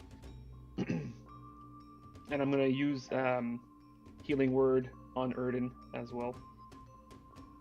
Okay, what do you say to Erden? Yo, Kill that boy! Are you close enough? What's the range? 60 Yes. or 30? 60. Nice. So you kill that boy. Yeah. And Erden feels a bit rejuvenated by that. The one you stab is you just see, like leaking like a pool. You just poked a hole and just So pouring water out. heals. Still standing. You heal 7 points of your damage. Okay. So the one that you're attacking now is dead as the rabbit's just through the fucking meat grinder. Just gone. But it's the other zombie's turn. Donnie, what you see is the ones that were climbing up through the window now land and just start walking around, and you see like they start grabbing kegs and just walk to the center of the boat, put them down. And you see the one that just fired the cannon with another one, pull it and point it towards the kegs that are being stacked. That is their turn. Oh, God. Well, that is exactly what I was supposed to do. Pardon? I said my plan on my turn was to go grab a keg of gunpowder and go light it and then just try to get off the ship before it flew. Pray! Your turn. Good job, Asher. We've got this. I'll let my rage end. I'll cast Armor of Agathis. And then I'll rage again. And I'll hop in the hole. As you hop in the hole, you land next to Donnie, and you just see zombies building a nice little pyramid of like kegs that you don't know what are in them. If I can move enough, because I was literally right next to the hole, could I go like in front of the cannon? Sure. Okay. You certainly can. Okay. Standing in front of a cannon. Donnie, what would you like to do? Oh, Mr. D20s, 2 of them. First one is a 13. That is a positive roll. I don't know what it is. 13 is Group Loop Potion of Healing. Yes, please. I have the last one written down, I think. Oh, yeah, I do have the last one written down, so I don't want it. And the second one is a 9, which is we get knocked Roll prone. one lower. We get knocked prone. We get knocked prone. So pray, as you're there, you just fall down. You won't shoot them kegs. There's probably valuable stuff in there. Whoop. Banana peels! Whoop. Banana peels everywhere! Erden, you're prone. What would you like to do? Look it up.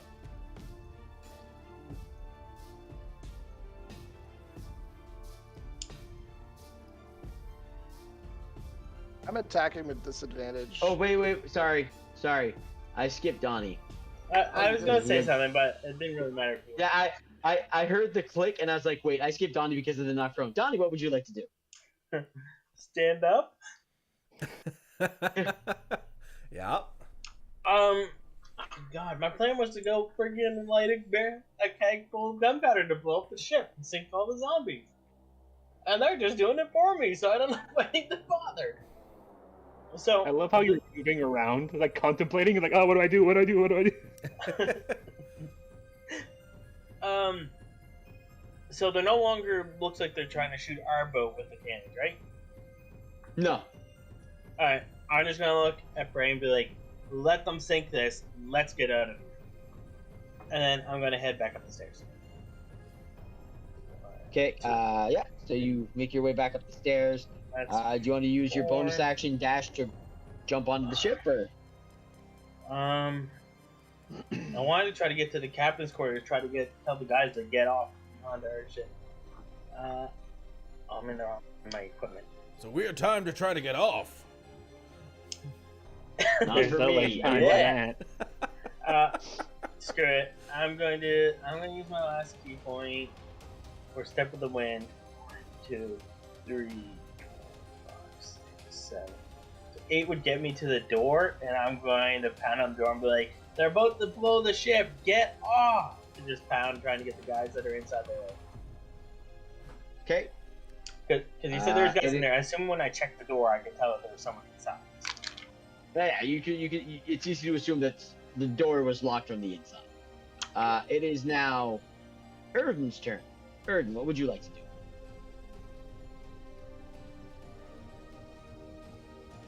I'm gonna steady aim and try to crossbow.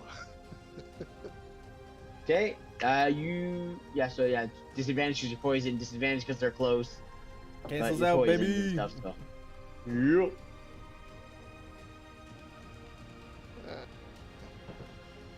Don't forget to bless. Yeah. 17. 17 hits. Whoa. Come on.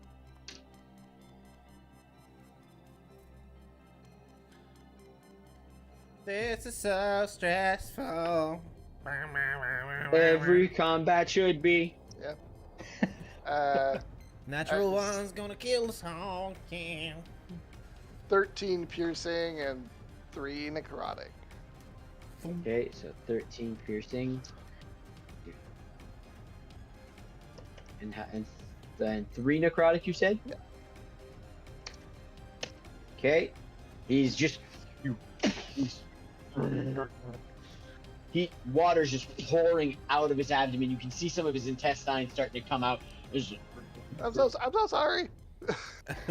Sorry, It sir. is now his turn. He's gonna take both his hits at you. Sorry, sir. That is cocked. Quacked. That is 11. Oh, that's not in the box. That is a 17. Yep. Okay, so for bludgeoning damage, you take 5 points of bludgeoning and 6 points of necrotic. As just punching you in the face. It is now Asha. There's nobody on me, so I'm going to jump back across on our ship.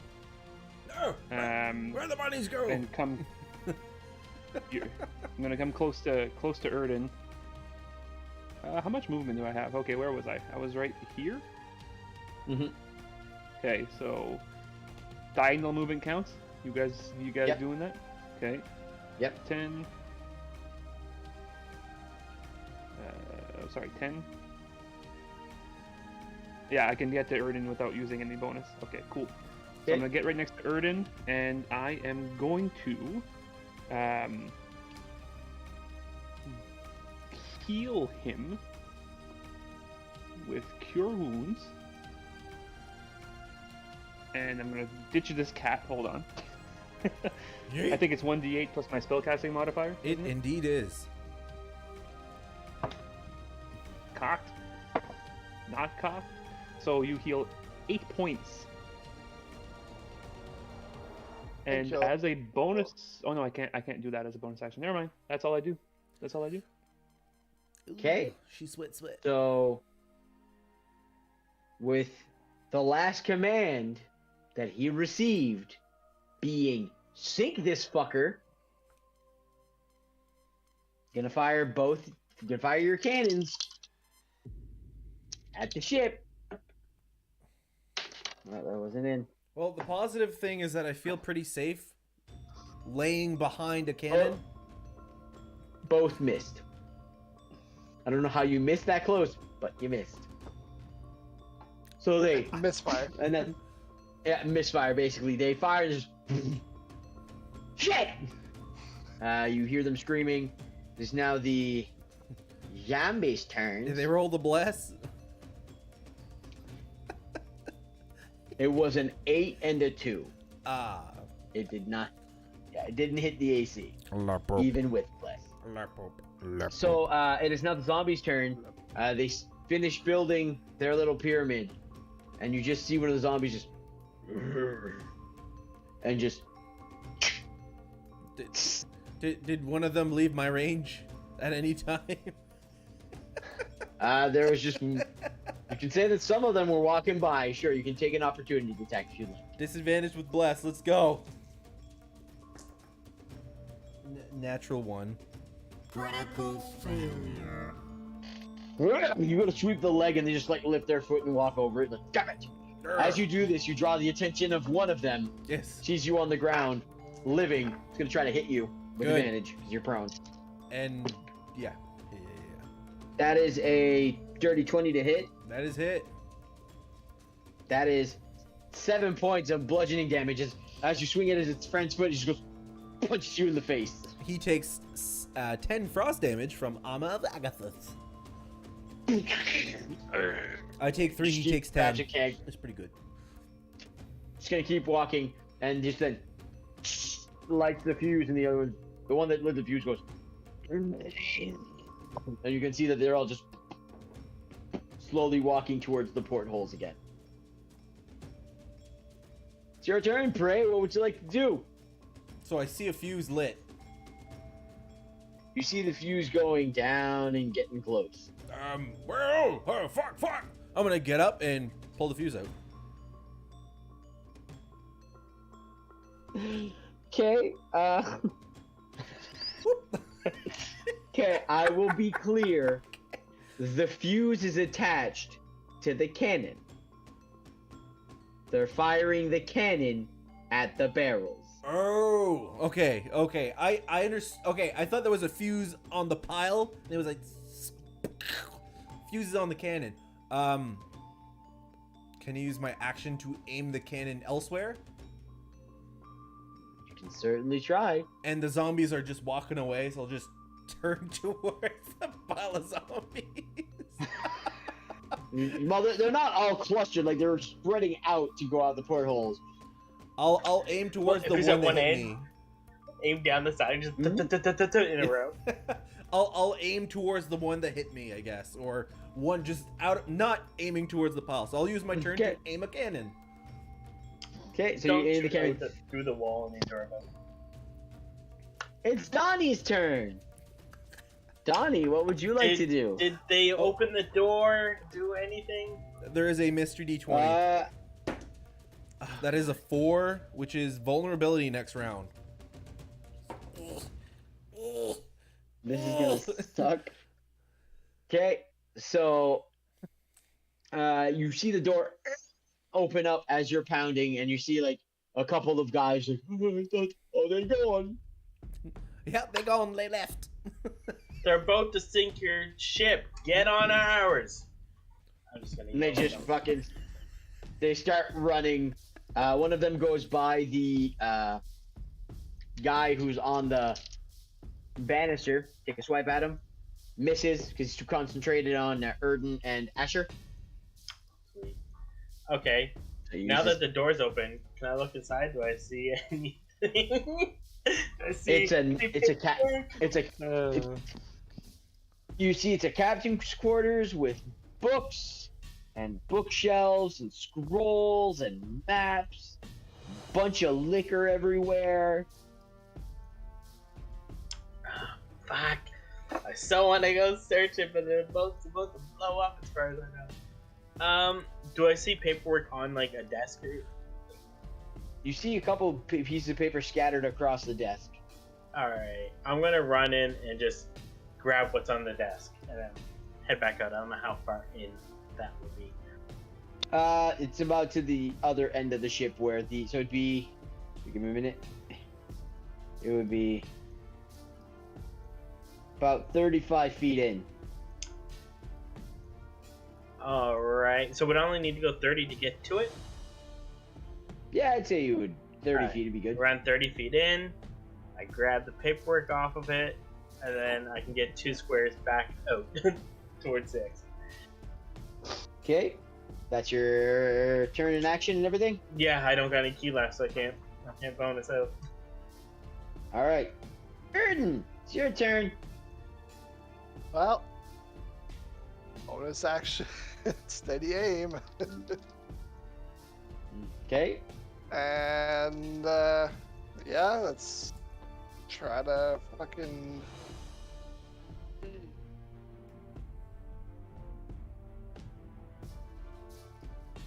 That's not bad. 18.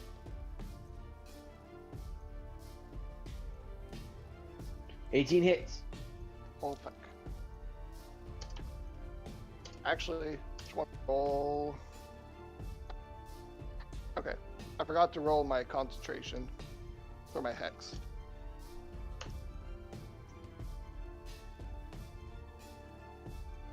Uh, 15. 18 piercing damage 18 piercing. and 4 necrotic. Give me a minute here. So you said.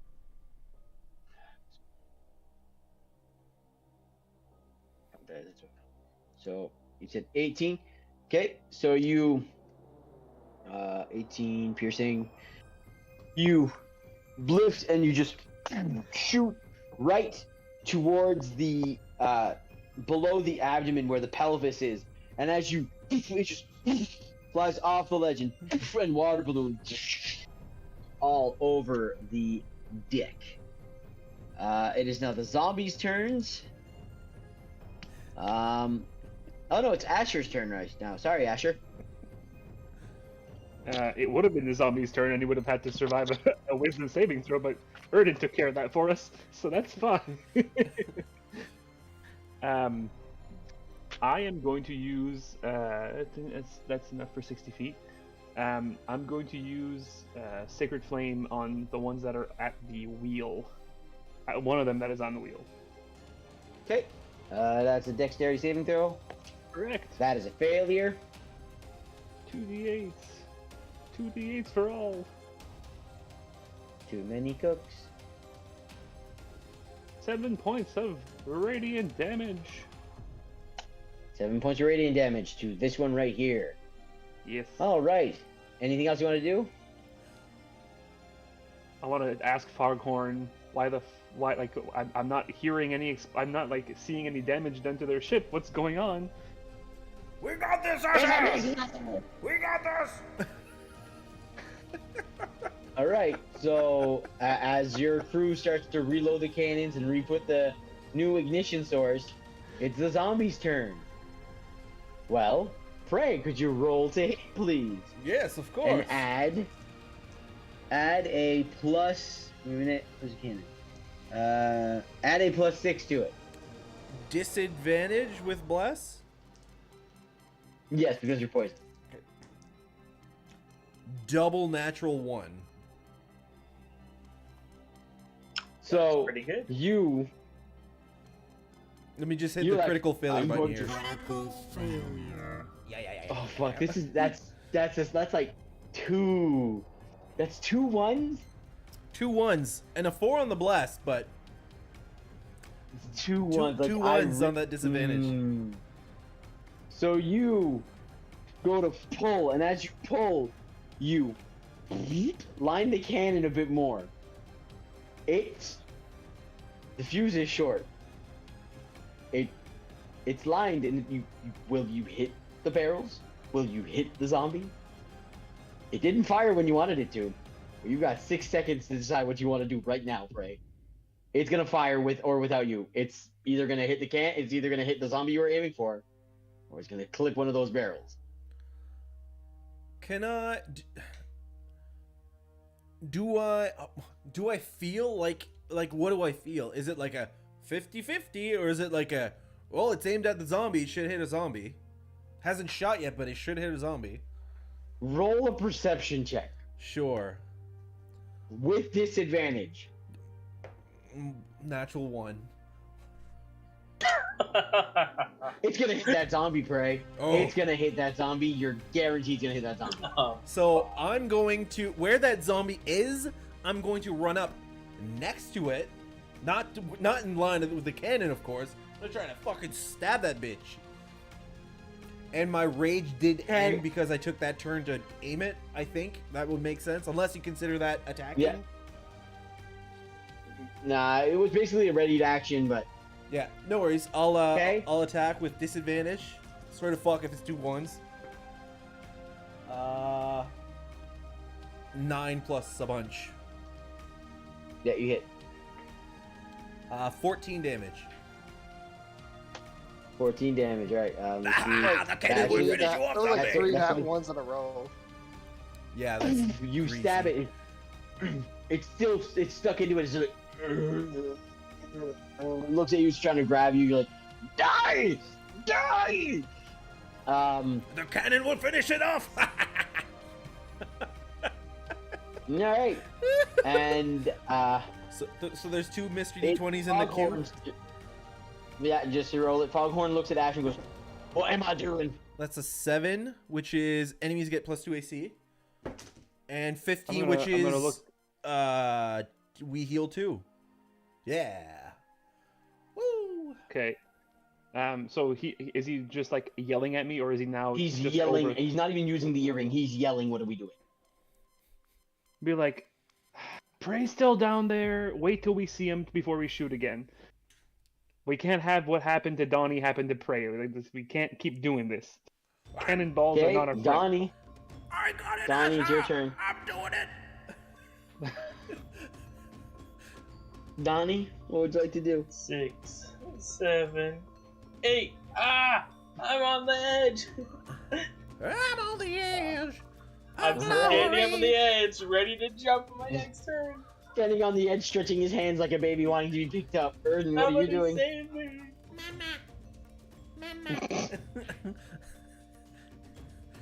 Mama Erden, Mama. No, it's Papa Erden, Oh, Papa. because he's Kyle's daddy. Mama Asha. Mama Asha. Papa Erden. I'm picturing the little baby turtles from Ninja Turtles, like the original like movies. Yeah. Yep. Kawabunga. Or the other turtle that Shredder like creates, because it's like the werewolf looking thing, and the little turtle is like, seems like Toka or something. Yeah. Yeah, Pretty I was good. gonna do something, but I feel like it's meta because I don't know what's going on in the basement. I was gonna ask if I could shoot at the steering wheel to try to like divert the front of the ship, but I don't know that there's potential Well- kaboom going on in the basement. Technically, they're aiming the ship towards our ship, so you could be trying to divert them away from our ship, but that might be bad for Prey to jump on the ship too. Yeah, that's the thing. I know that Prey's down there, so I'm just gonna try to shoot him.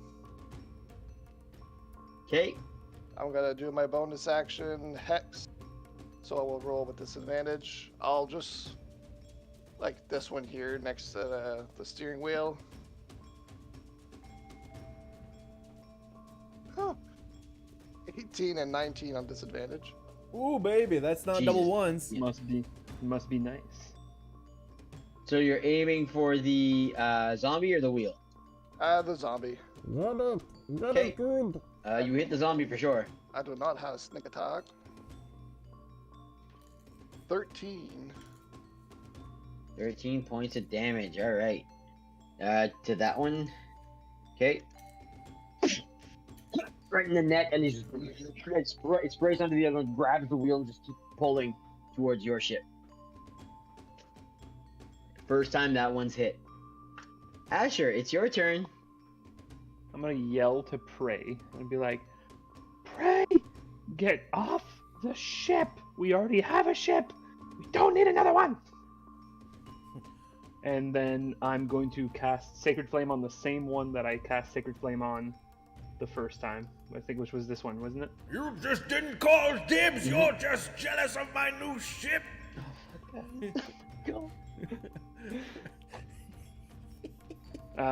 So that was it. It was this one, wasn't it? I think. Yeah, no, it's the one furthest. This one This here. one here. Oh, Yeah, okay. that was one you guys take a flame on. Okay, sure. Same one then. Let's go. Deck save. Deck save. Yeah, sorry, I'm just. In awe. Yeah. It's an 8. It's a failure. That is that is 4 points of radiant damage. Okay. These two guys are getting assaulted, but they're still just pulling at the wheel, making it against Remember your all ship. those beautiful rolls I got last turn, like last game, like last session? Yeah, I'm not getting those today. It is now the zombies' turns, Ooh. and they were walking away. They realized no kaboom. So they turn. No kaboom. And they see Prey holding a zombie with his pole arm, and then they're just gonna start lumbering, couple towards Prey, couple to the cannon. You grab the cannon, turn it a bit more. Did they walk past me? No, because they spread out towards the portcullis. So the ones that were on your side are walking towards you. The other ones walk towards the cannon. Oh, come on. Okay, Prey. Actually, there's 2 of them that's gonna take attacks against you, Prey. Oh, scream into here. I gotta. Just gotta look. Look this up in here. All right, there we go. That's what I wanted for that. There we go. That's great. So there's 2 of them. They're gonna take an attack against you, Prey. That is a 15 Not advantage this time. and a 10. 15 is a hit. 15 is a hit. So that is. You have vulnerability, don't you? Was that this round or last round? Last round, because they didn't hit you. Right. So that is 6 points of bludgeoning damage. Fuck yeah, he takes 10 frost damage. And I still have 1 point from that. Armor back at this. Okay. Prey, this is your fuse's tear. What are you doing? Can I... Fuse. How close am I to a porthole? I'd say you're probably 10 feet from a porthole. But where you are on the map, you would basically be jumping and hitting into your ship.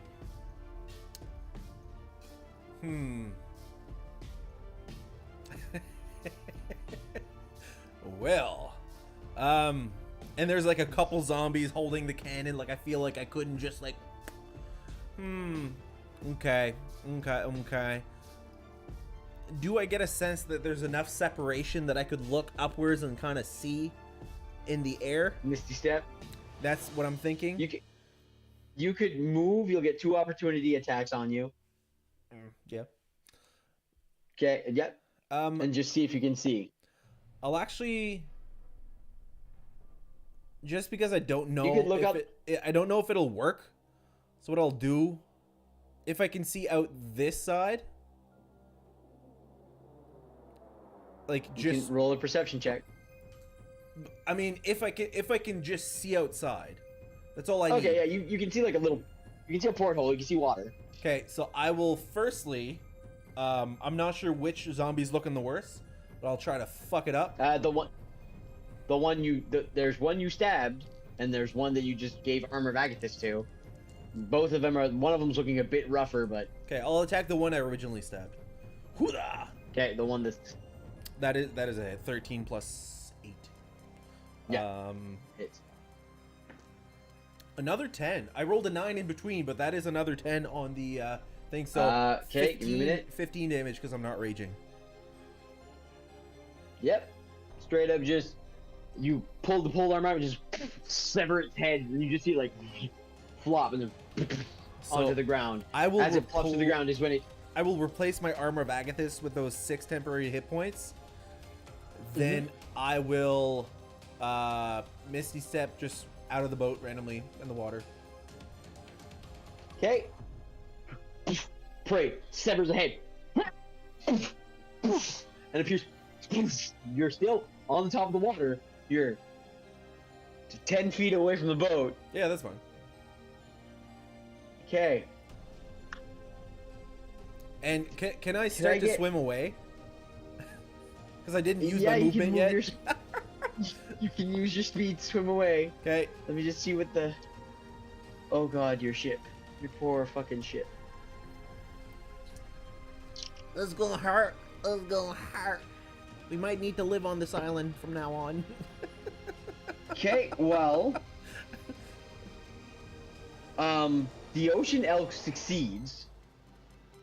Could I get everyone to roll a dexterity saving throw, please? Danger sense, baby. Level 2 barbarian. So you get advantage on it. I do.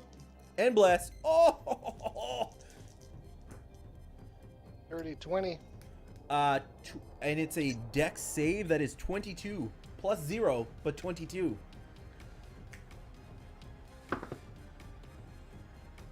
Plus bless. Ooh, Poppy, that is 23 on a dex save.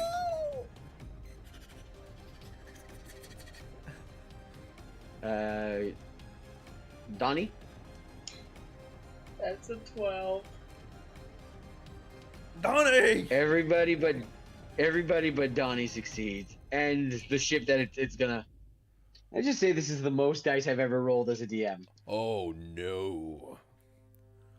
This is the most dice I've ever rolled. Uh-huh.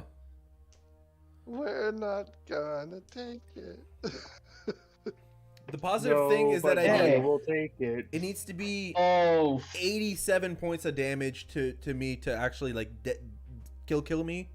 I feel pretty good, but we'll see. Oh my god. give me a minute. Oh god, Donnie. Oh fuck. Oh fuck. Fuck.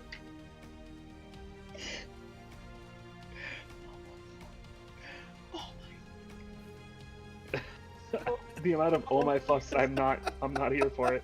I'm seeing all the oh my fucks as like a 5 or 6. I gotta be rolling d6s. I'm just taking a guess here, but Okay, wait. No, that's this.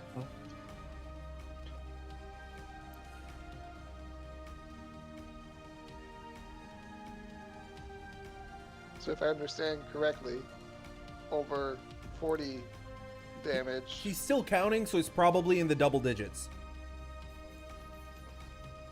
I'm saying if it's over 40, I just want to see something real quick.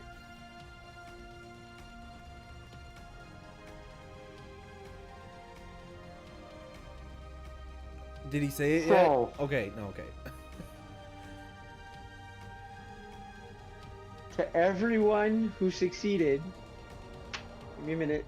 We got a calculator this because this is a wait. That'd be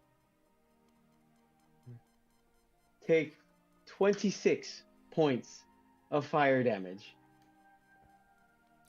Oh, Donnie. Oh, So- Donnie. 26, you said? As as you hear the you see the ship next to yours is eviscerated. It is blown the fuck up. Erden, Asher, and the Ocean Elk and Prey all take a severe hit as you are all knocked back and your ears are ringing. It's as if a flashbang went off. Prey, you submerge yourself to dodge the debris. The ocean elk has taken severe damage. There are no zombies around. You get up. How's the other ship? Gone. You get up, Prey, you lift, and Erden I'm unconscious. and Asher. Oh, Did we just so see Asher, Donnie go fly? I was exactly at 26. Okay. So, Asher, you get up, you see much of your crew is wounded. It is the goriest battlefield you have seen. Saving Private Ryan. Opening credits. And as you're taking this going, what the fuck? You look around and you're like, Erden, Kyle. You look in the distance. Prey, Foghorn. And you start naming everyone. And then you see it. A Turtle soup. staff on the deck. And a purple bandana. Oh, that is so fucking.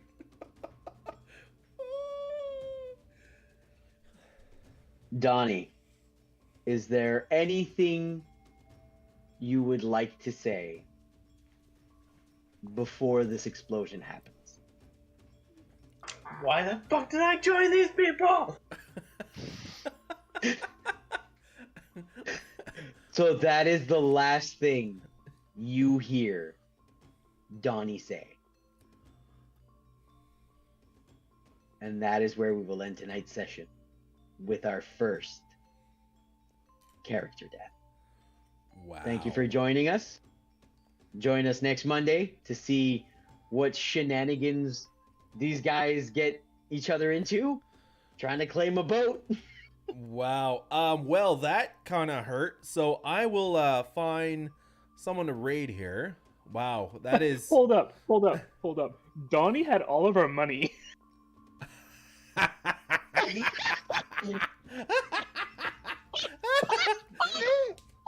Not everyone's. I had No, mine he and had Praise. Praise. Yeah, He had Yeah, Praise he had- money. I was gonna say, not mine. Prey had a lot of money, so he was like wasting it left, right, and center, but he still had a good chunk of it. So. Coin just. Yeah, I had a. I think last I wrote down. I don't remember if I think I forgot to put down one time when we got money, but I had 190 gold of praise. Yeah, Prague started with a lot of gold. I rolled for like the starting gold and I got pretty good. Yeah, I have a feeling I forgot to write down after one of our sessions how much you had Yeah. got, but it was 190 was the last thing I had. Fuck. 190 gold and 1 silver. Wow. So I do want to mention that we do play every Monday. Next Monday is Easter Monday. I don't know if that affects anyone. Anyway, we'll talk about it privately. But we will raid Dungeons and Dumbasses here in a short moment. Yes. Rest in peace, Donald the Turtle. I play Squadrons every Sunday, maybe another time a week. D&D, 6 p.m. Eastern on Mondays. Wow, that was a finale. It went gaboom. But yes, thank you very much, folks, and we will catch you next time. Ooh, gaboo, gaboo, gaboo, gaboo.